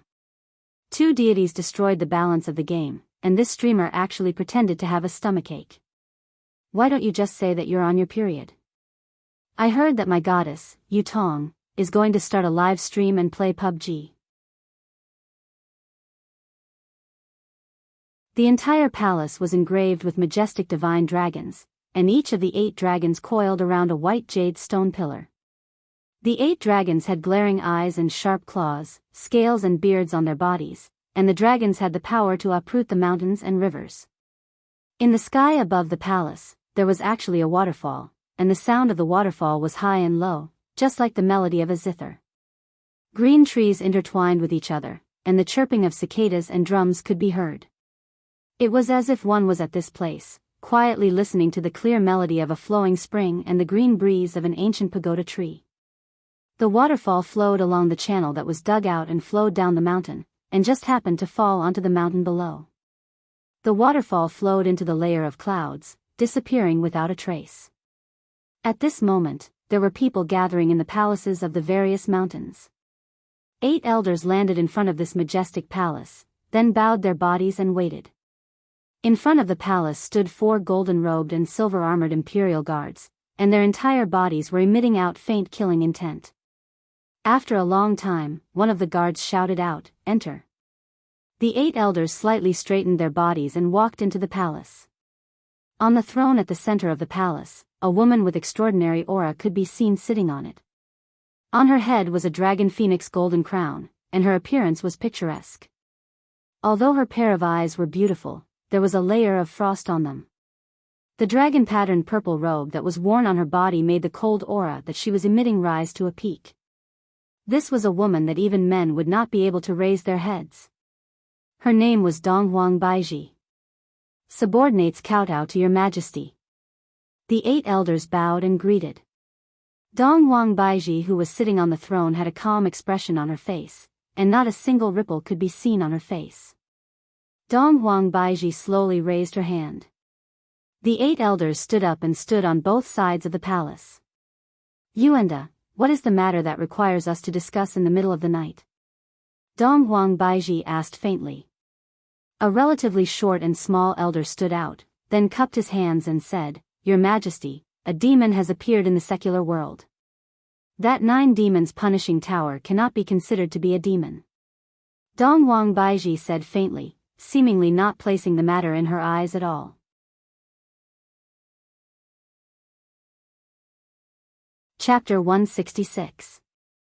Seeing that the Empress didn't say anything, Yuanda continued to speak. The disciples who just returned from the secular world reported that over 10,000 people had died in the fight for the ancient godly item this time, and there were still 1,000 people who went missing. Those several 10,000 people had all been sucked into dried corpses, and this must have been done by the coffin person. Donghuang Baiji took a faint glance at Yuanda, then said slowly, "So what?" Yuanda was shocked and quickly lowered his head. Not to mention that aristocratic families will be able to deal with this matter. This matter happened in the south, and it is not under our jurisdiction. If you have anything to say, just say it directly, don't beat around the bush. Donghuang Baiji said coldly. She is already so old and cunning, could it be that she still doesn't know how to deal with this matter? It was necessary to make such a big fuss. The 8 subordinates lowered their heads and looked at each other, as if they had already discussed this beforehand. All of them knelt on the ground and said in unison, "We hope that your majesty will think for the sake of the Donghuang bloodline and give birth to a boy as soon as possible to inherit the Donghuang's inheritance." Donghuang Baiji did not get angry. Instead, she laughed. "I presume that the 2 of you have already found a husband for this empress." Donghuang Baiji laughed lightly. However, her eyes were emitting out fierce hostility. Among the 8 people, a slightly plump old man walked out. His name was Xing Han, and the beard on his chin was about to fall to the ground. He could even be used as a broom. "Your Majesty, the inheritance of the bloodline is the law of the heavens, not to mention the bloodline of the Eastern Emperor. The bloodline of Nuwa is nowhere to be found, and the ancient bloodline is even rarer. Although the other 2 families are not worthy of the surname Eastern Emperor, as long as your Majesty gives birth to a male child and inherits the inheritance of the Eastern Emperor, the Eastern Emperor clan will once again achieve glory." As he spoke, Xing Han knelt down again. When the others saw Xing Han kneeling down, they also knelt down. Donghuang Baiji, who was sitting on the throne, did not say anything. Xing Han continued, "The aristocratic families in the north are controlled by us, Donghuang, while the aristocratic families in the south are controlled by the Ji family. Although the Ying family lives in the south, they don't care about worldly affairs. I feel that the Ying family is the best choice." After a short pause, Xing Han continued, "The second son of the Ying family, Ying Kangshi, is talented and virtuous. He's also quite handsome. He's the best candidate for the Empress's husband."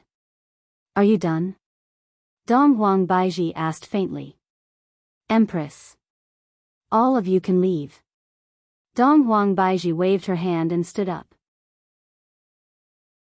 Yuanda immediately rushed out. "This subordinate has something to report. It's about Long and City's Qing Bar." Donghuang Baiji's body trembled, and in an instant, all sorts of emotions appeared on her face. The 8 subordinates of Donghuang Baiji had their heads lowered in hesitation, and they did not notice the complicated changes that were happening to Donghuang Baiji. "A small leisure bar is of no importance to me." Donghuang Baiji placed her hands behind her back and prepared to leave. Yuanda hurriedly shouted out, "Your Majesty, the conflict between the north and the south this time was caused by this leisure bar's owner. His name is Yi Hua." "So he is called Yi Hua." This cruel man was called Yi Hua. Because his back was turned, the 8 subordinates couldn't see his angry and ferocious face. However, everyone else was looking at Yuanda. Why did he bring such a small matter up? Yuanda ignored him and continued, "This man has a wife. Her name is Chinya, and she is pregnant." Every single word that Yuanda said was like a sharp blade, stabbing into the weakest part of Donghuang Baiji's heart. He had a wife. With child. Then what does that make me? Donghuang Baiji's memories instantly returned to 3 years ago. The situation on that day was more or less the same as today, just that, back then, her father was sitting on the throne, and on the second day, she ran away from the throne, and on the second day, she met with the owner of the leisure bar. She, who was in an extremely bad mood, was convinced by the owner of the leisure bar and ended up having sex with the owner of the bar. But when he heard that it was his first time, he felt a little better. He even said that he wouldn't touch the same woman twice and told him not to look for him. At that time, he laughed. Did he really think he was a god? He was the most narcissistic person he had ever met. After playing around in the secular world for half a month, Yihua returned to Voidless Realm. Yihua didn't expect that her father would fall sick, and at that time, she was rather worried. However, the sage doctor who was taking a look at her father's illness was actually able to tell that she was pregnant. How is this possible? However, after the diagnosis, she was dumbfounded. She was really pregnant. She didn't even need to think to know whose child it was. At that time, her father flew into a rage, and his illness worsened. Everyone advised her to abort the child. This was a disgrace to the Donghuang bloodline. However, he could not bear to do so. This was a life. After resisting for a month, she couldn't take it anymore, and running away was the only choice she had. But where could she run to? At that time, there was only one place that appeared in her mind, and that was Leisure Bar. When she was at that time, she was still thinking about some beautiful things. Although it was an accident, she was able to get to know the other half of her life. However, she never expected that she would wait day after day. Every night, she would see Leisure Bar closing its doors. She would even raise her head to look at the room on the second floor where the lights were still on. Why is it that when you are just a few meters away from me, you aren't willing to come down and take a look at me? Disappointment after disappointment caused her heart to become disheartened. After half a month, when she returned, her father had already left. That day was the darkest day of her life. It was as if she felt that the entire world was abandoning her, and she even thought of committing suicide to end her life. However, when she thought about her child, she endured it. Her child looked a lot like him. Every time she saw her daughter, she would think of that heartless man. What was laughable was that, right now, he had married a woman and was even pregnant. To only touch the same woman once, how laughable was that? To think that I actually believed it. Why were you so heartless when I was pregnant, but you were able to marry this woman? Yuanda. Dong Wang Baiji called out faintly, just that. Her tone was so oppressive that it made people tremble in fear. Subordinate is here. Regarding the matter of going to Ying family to propose marriage, I'll leave it to you. I'll marry her. After finished speaking, Dong Wang Baiji left with her hands behind her back. The 7 people in the palace still hadn't reacted to what just happened, and only Yuanda let out a sigh of relief. It's finally settled. Hey, what's going on? Why did Her Majesty suddenly agree to it? Xing Han walked over and asked curiously. Yuanda laughed lightly. Her Majesty has been thinking about a person. As long as that person is removed from her mind, there wouldn't be anything for her to think about anymore. The 7 people went into a daze and began to admire Yuanda. They didn't expect that Yuanda would be able to find out about what happened back then. Everyone, keep this matter a secret. It concerns the reputation of the Donghuang family. Yuanda said with a smile, then left the palace with everyone else. Donghuang Baiji didn't return to her room. She sat in the garden and stared blankly at the stars in the sky. Her pair of delicate hands were clenched so tightly that her nails had pierced into her palms, causing her palms to be devoid of blood. After a long while, Donghuang Baiji walked towards her daughter's room. Before she even got close to her daughter's room, she could hear the sound of someone tapping on a keyboard. Donghuang Baiji's expression immediately became cold as she fiercely pushed open the door and entered the room. Donghuang Li, who was currently playing a game, was startled. She hurriedly turned off her computer, then lowered her head and stood obediently at the side. Kneel down. Donghuang Li took down her keyboard, then with a plop sound, knelt down onto the keyboard. I feel that my mother is acting rather abnormally today. I have to be a bit more careful. Donghuang Baiji walked towards the front of the computer and stretched out her palm. Noiselessly, the monitor and the computer turned into dust and floated out of the window. Donghuang Li looked at the screen stupidly. This is the only thing that I have that can come into contact with the outside world, and my mother destroyed it.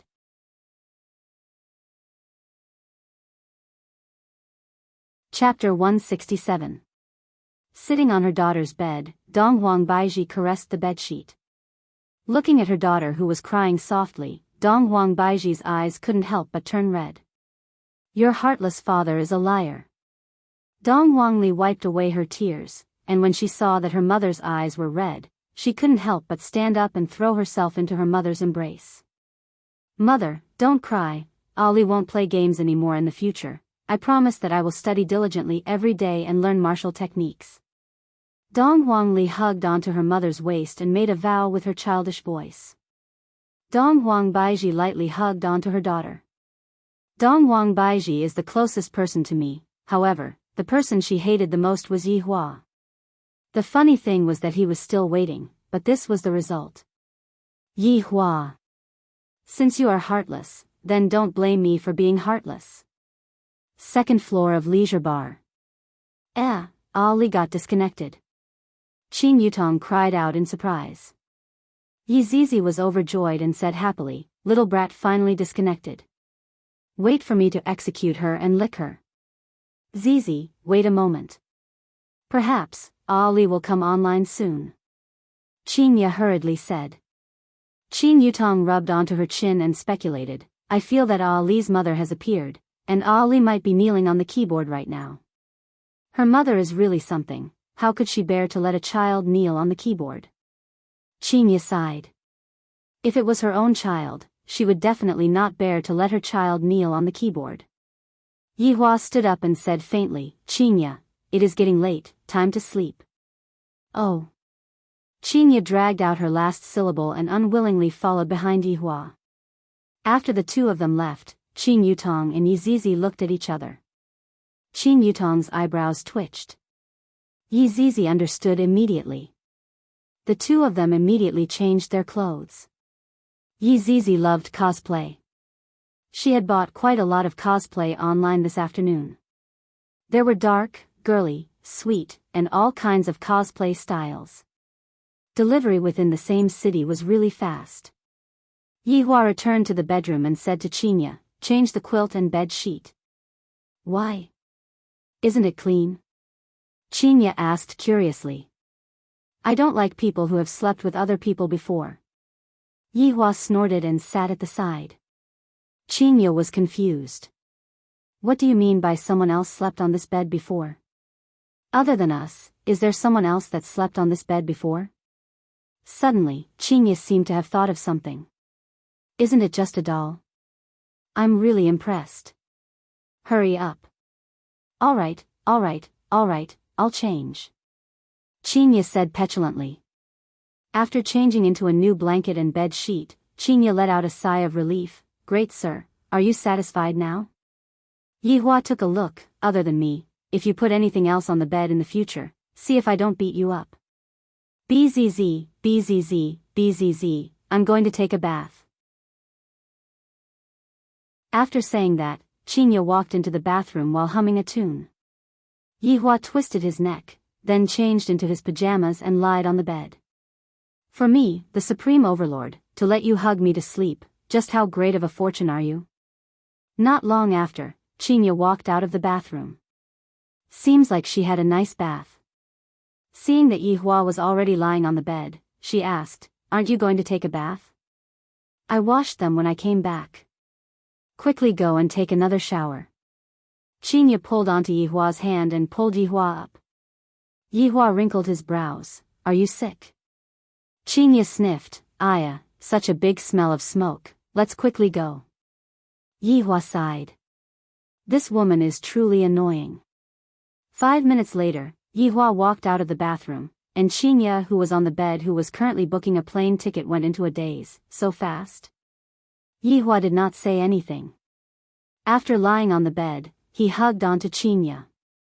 Qin Ya's face turned red. Recently, this fellow is becoming more and more shameless. In the past, I wished that I could stay far away from him, but now, I wish that I could stick onto him 24 hours a day. However, lying in Yi Hua's embrace felt really comfortable and gave me a sense of security. It was as if even if the sky were to collapse, Yi Hua would be there to hold it up, and furthermore, it was the kind that would be extremely easy. This blanket is too short. Yi Hua said gravely. Qin Ya, who was in his embrace, was startled. This fellow actually knows how to speak sweet words. Did the sun rise from the west today? Annoying, Qin Ya bashfully punched onto Yi Hua. We are already an old couple, yet you are still so flirtatious, big baddie. Yi Hua did not know what this woman was doing and continued, this blanket is too short. I know, I will still be together with you in my next life. Yi Hua was stupefied by this woman's IQ. What I am saying is that this blanket is too short. Blanket. Blanket. In order to emphasize, Yi Hua's exposed legs even trembled a little. Qin Ya seemed as if she had eaten a fly, and the corner of her mouth twitched slightly. I thought that Yi Hua was saying that this lifetime is too short, but I didn't expect that he was talking about a blanket. Yi Hua slowly lifted up Qin Ya's blushing face and said faintly, you are very greedy, to actually want my next life. Go and die, who wants your next life? Qinya directly buried herself in Yihua's arms. This is too embarrassing. Yihua laughed lightly and held on to his head of hair. The days are gradually not that boring anymore. Not knowing how much time had passed, Qinya suddenly asked, "Are you asleep?" "En?" Yihua responded. "I am so excited that I can't sleep." Upon thinking that they were going to take wedding photos soon, Qinya started fantasizing about what would look good on her, what would look good on Yihua. Yihua hugged onto Qinya's shoulders and said faintly, "You will naturally be able to sleep when your heart is calm." "Yihua, let me count the sheep." "Childish. Come on, I want to sleep," Qinya continued, "let me start." "1 sheep." Qinya said with her eyes closed. 2 sheep. Yihua said helplessly. 3 sheep. 4 sheep. Beautiful sheep. Lazy. Lamb. Qinya mumbled. Roasted lamb. Yihua wrinkled his brows. Lamb hot pot. Spicy lamb hot pot. Speaking until here, the two immediately opened their eyes. Qinya pouted her mouth and rubbed onto her stomach. "Hubby, I am hungry, I am a little hungry too." Yihua was originally not hungry, but as he spoke, he started to feel hungry. What is more important than eating? The two put on their pajamas and directly went out. However, right when they opened the door, they saw the 2 thieves. "What are you two doing?" Yihua shouted out. Qin Yutong and Yizizi could be seen bending their bodies and walking with small steps. This is not the main point is their dressing. "Chuin?" Qinya asked curiously, "What are the 2 of you dressing up like this for in the middle of the night? To scare people?" Qin Yutong immediately reacted and said, "Zizi said that she didn't eat her fill at night, so I brought her out to eat supper." "Just nice, we are going out too, let's go together." Qinya shook her head helplessly. Qin Yutong and Yizizi immediately collapsed. They originally wanted to go out to dance disco, but in the end, before they even reached the staircase, they bumped into Yihua who was going out. How can we be so unlucky? It was still that King Song Mansion's hot pot restaurant. The main point was that it was only a few steps away. Chapter 168. Even though it was late at night, at least half of the customers in the King's Song Residence's hot pot restaurant were still seated. From the looks of it, most of them were unable to sleep and were here to eat supper. There were even a few who came out in their pajamas. The moment the 4 of them entered through the door, they attracted the attention of everyone. With this kind of combination, it was impossible for them to not attract the attention of everyone. Especially for Qin Yutong and Yizizi, they were definitely 2 Lolitas. That small skirt coupled with black stockings, it was simply enough to make people spurt out blood. There was no need to talk about Qin Yutong. Her pair of slender legs were enough to make people unable to take their eyes off her, but Yizizi was even more lethal. She was a little lowly. Minimum of 3 years, no upper limit. The few of them headed upstairs to the private room. Last time, they sat in the hall because there were no private rooms available. Those 2 people are here as well. Qin Yutong could be heard crying out in surprise. Yihua and Qinya looked over, and saw a man and a woman talking and laughing while eating. Isn't this boy the one who was abandoned that day? And didn't that girl run away with the rich 2nd generation? It had only been a few days and they were already chatting and laughing together. The fire of gossip ignited within Qin Yutong's heart, just that, she was stopped by Qinya. Why are you so concerned about other people's matters? Yizizi had a curious look on her face. However, when Yihua and the others were eating hot pot, Jiu Yi was currently at his own winery receiving a guest. No, it was another owner. At this moment, Lord Jiu was lying on the ground, and a black vortex appeared in front of him. "Master, this lowly one has received news that Emperor Tsang is dead. But the cause of death is unknown," Lord Jiu said while trembling with fear. Although a powerful master had died, I, Lord Jiu, am lacking in other things, but I have a lot of masters. A deep voice came from the black vortex. So what if he's dead? I originally wanted him to kill a few more. Lord Jiao felt that it was not convenient for the owner of the black vortex to reveal himself. He was definitely a powerful person and wanted to use someone else to do his dirty work. Go to Sonya tomorrow. Someone will tell you what to do. Yes. After finished speaking, the black whirlpool disappeared. Jiao Yi slowly stood up and let out a breath. For me to be able to get to my current position, I have to rely on the help of these masters. Just that, why did Emperor Tsang die just like that? Originally, I still have a lot of things that I need him to do. What a pity. Lord Jiao took out his 8848 titanium phone, opened WeChat, found someone, and typed. Master, the black vortex wants me to go to Sonya tomorrow. After sending the message, Lord Jiao picked up a cigar, cut off one end, and leaned back comfortably on the sofa, waiting for the reply. Ding dong. Lord Jiao immediately checked the replies. Observe the situation and wait for my orders. Yes. Lord Jiao laughed. Why were these big shots killing each other for no reason? Luckily, Lord Jiao had a good brain. But what was going to happen to Sonya? He was really curious. In a park in Long and City, it was pitch black here. However, there were two shadows sitting on a bench, flickering with a faint light. One could even hear them if one walked closer. Bayubiubiu, they were the duo who had refunded their rent and came out to sleep in the park. They were probably the bitter duo. Death Mage and Sun Fong were holding onto their phones, and beside them was a power bank. Death Mage and Sun Fong were using all their strength to press on the screen, especially Sun Fong. It was as if she had a grudge against the screen. Suddenly, Death Mage's phone's battery was low. Death Mage picked up the battery pack and took a look at it. He immediately sent a WeChat message to Sun Fong. Looking at the WeChat message that Death Mage had sent over, Sun Fong sneered. You want to have a power bank? Go and die. You tricked me out and said you have a solution? Is this the solution? Sleep in the park. This scoundrel is just cheating me of my rent. Reply, return the money. Death Mage immediately typed a reply. If you don't give me the power bank, how am I going to fish? If I don't fish, how am I going to return the money to you?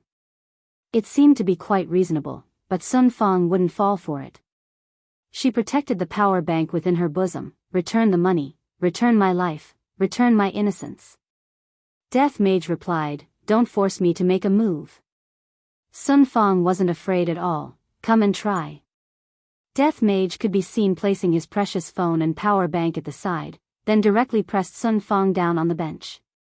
This scene was a bit erotic. You damned skeleton, let go of me, scoundrel. My entire body is hard. Sun Fong pressed onto Death Mage's sternum with both of her hands and pushed with all her might. However, how could this little bit of strength be Death Mage's opponent? GGG. Imperial translation, are you giving or not? Although Sun Fong didn't know what Death Mage was saying, she seemed to be able to feel it. Not giving, get lost. Death Mage could be seen grabbing towards the power bank, but his position seemed to be a bit off. The two seemed to have been paused. Death Mage felt that his hand was a bit soft, and he tried again. Sun Fong opened her beautiful eyes wide. My chest is actually being attacked by a skeleton. Shameless skeleton, I am going to kill you today. Sun Fong could be seen taking the initiative and pressing Death Mage down, and Death Mage reacted quickly and pressed his bone hand onto her chest. Sun Fong looked at the bone hand on her chest blankly, and her expression was terrifyingly gloomy. TSK. On a moonless night, to actually forcefully snatch a man, a demoness. Today, I, Do Fusher, will uphold justice on behalf of the heavens and save this innocent man. A young man who wore a yellow Daoist robe could be seen suddenly appearing. On his back was a peachwood sword, and on his hand was a talisman. Follow the law. Do Fusher threw out the yellow talisman, and it just so happened to be stuck onto Sun Fong's forehead. Right now, Sun Fong received 100,000 points of violence. Are you fucking blind? It just so happens that I don't have a place to vent my anger, consider yourself unlucky. Sun Fang tore off the talisman on her forehead, and Do Fusher turned pale with fright, Demoness. You still have some skills, watch how I am going to subdue you today. Subdue your sister. Sun Fang shot out explosively, and her body turned into a faint afterimage. Death Mage who sat up picked up Sun Fang's power bank and plugged it into his phone. Bayubiubiu, Do Fusher didn't expect that this malicious spirit would be so powerful. To actually not be afraid of any talismans, and to even be able to catch the peach-wood sword with her bare hands. In any case, I have the ghost catching system, so how can I be beaten up by a malicious spirit? Plop. Big Sister Ghost, spare me. Sun Fang was currently in a berserk state, and everyone misunderstood that I had an affair with the skeleton. Even the Taoist priest thought that I was violating the skeleton. How can I not be angry? I'm going to fucking kill you. The resentment in Sun Fang's heart was indeed not light. If not, why would Do Fusher treat Sun Fang as a ghost? Do Fusher looked at Sun Fang, who was incomparably sinister. I'm finished. It wasn't easy for me to obtain the system, and in less than a year, I'm going to die before I even have the chance to show off. However, after waiting for a long time, there was still no pain coming. Could it be that this is death? Let go of me, I'm going to kill this Taoist priest who is full of nonsense. Death Mage could be seen holding on to Sun Fang's waist with one hand, while Sun Fang was baring her fangs and brandishing her claws at Do Fusher. Do Fusher slowly raised his head. At this moment, the moonlight just happened to shine onto Death Mage's face, and Do Fusher's eyeballs were about to pop out.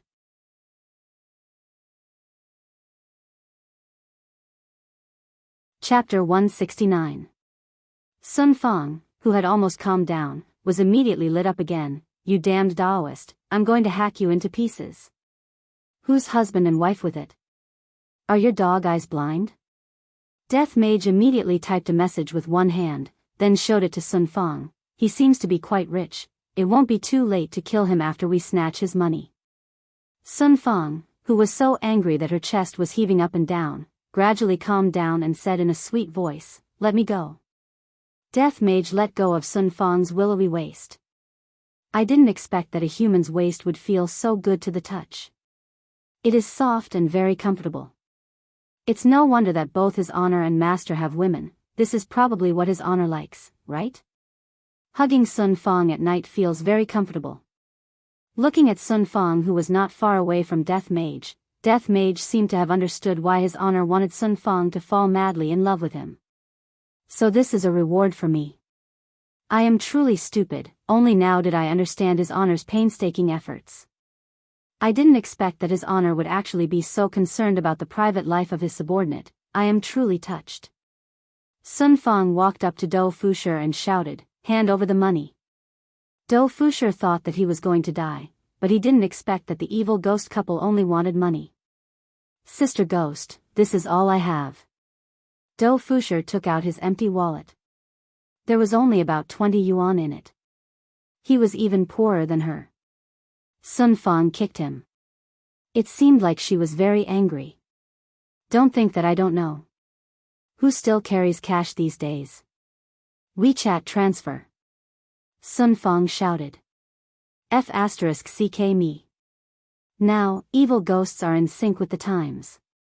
They're even using WeChat to commit robbery. He had underestimated this vengeful ghost's cultivation. Bastard. Hurry up and come over here. Sun Fang shouted towards Death Mage. However, Do Fusher, who was kneeling on the ground, was stunned. Are all ghosts so affectionate these days? Sister Gui, I'm just trying to make a living. There are fewer and fewer ghosts these days. They've all been captured by the big sections. I really don't have much money. Do Fusher begged bitterly. Humph.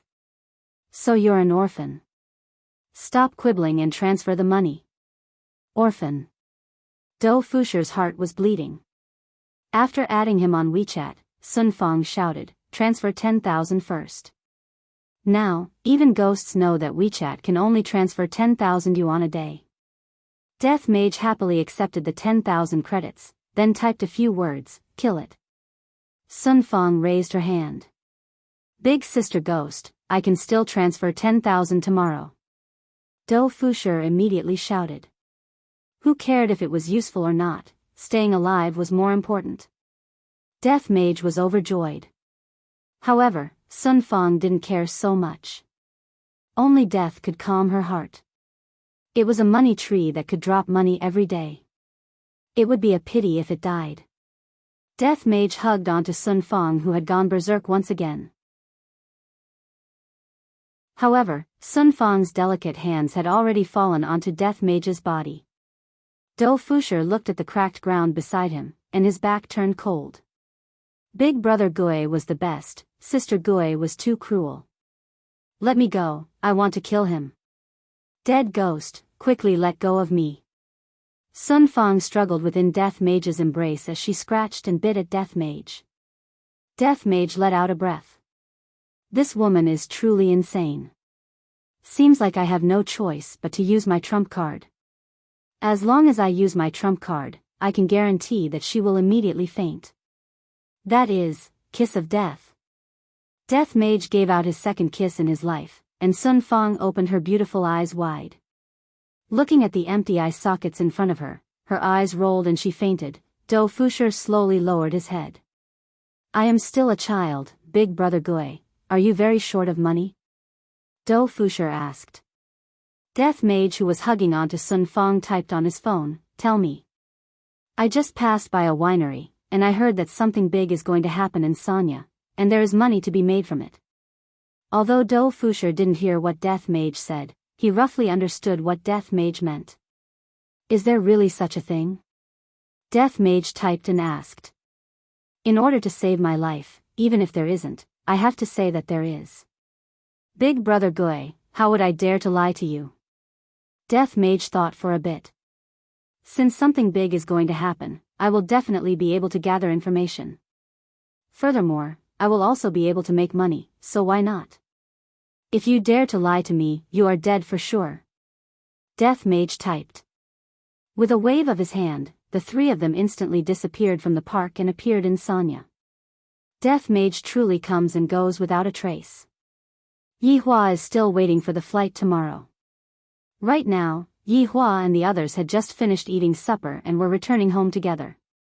Hubby, I'm so full. Qinya held onto Yi Hua's arm and said sweetly. After the misunderstanding was solved, Qinya became like a little girl and liked to act cute in front of Yi Hua. Yi Hua patted onto Qinya's head, who asked you to eat so much? So full, Zizi is also full. The two, Chuyin, that were following behind Qinya held onto their waists and looked as if they were going to die from bloating. These are the three foodies, of course, the one who looks good is called a foodie, the one who looks ugly is called a rice bucket. Returning back to the bedroom, Qinya, who had eaten and drank to her heart's content, instantly fell asleep. She was the kind that wouldn't wake up even if you shouted at her. Early morning. The weather today was not bad, the sun was not very big, suitable for going out for a trip. Yi Hua opened his eyes and looked at his chest. Seems like Qinya's drooling problem is finally gone. Wake up. Raising his hand, Yi Hua lightly patted Qinya, wake up. No, it is still early now, our flight is at noon. I will buy breakfast for you. Yi Hua was a man who kept his promise. Since he had promised, he would definitely fulfill it. Qinya hugged onto Yi Hua tightly, you are not allowed, I will buy breakfast for you later. Yi Hua had no choice but to carry Qinya and throw her into the washroom to let her sober up a bit. However, the sound of Qinya fighting Yi Hua to the death could be heard from the washroom. The result was, of course, Qinya was defeated. Big sister Qing, why are big cousin and the rest so noisy? Yi Zizi lied on the bed and asked in a daze. Qin Yutong had even more of a bad sleeping posture, the blanket was kicked off the bed as she muttered, it will be fine once you get used to it. Oh, while smoking, Yi Hua walked out of leisure bar and arrived at the entrance of the alley. 2 pancakes, one of them with eggs and sausages. Yi Hua stood in front of the ant and shouted. Upon hearing that, the ant smiled and said, have you reconciled? Yi Hua did not speak. Stop pretending, what is there to be shy about? Coaxing your wife is a natural thing to do. Which eye of yours saw that I am pretending? Do you believe that I will not eat here anymore in the future? The ant who was making pancakes laughed and said, you should smile more. What is the point of putting on a straight face every day, especially when facing your wife? Preposterous logic. Yihua said indifferently. The ant was not convinced, and a debate began. Qinya waited for a long time and did not see Yihua return, and was a little worried. Thus, she ran to the entrance of the alley and actually saw Yihua and the ant arguing about something. Yihua, you too? Qinya walked over and asked curiously. Yihua stretched out his hand and hugged onto the ant's shoulder, then said, my wife, I will make the decision. The ant was speechless. Just a few days ago, you two still looked like you were about to die. If not for Ant helping you, you two would not be able to reconcile so quickly. Next time, don't expect Ant to help you. You're tuning into the Romantic Tales YouTube channel. Don't forget to subscribe and join us on this journey to catch the most captivating stories.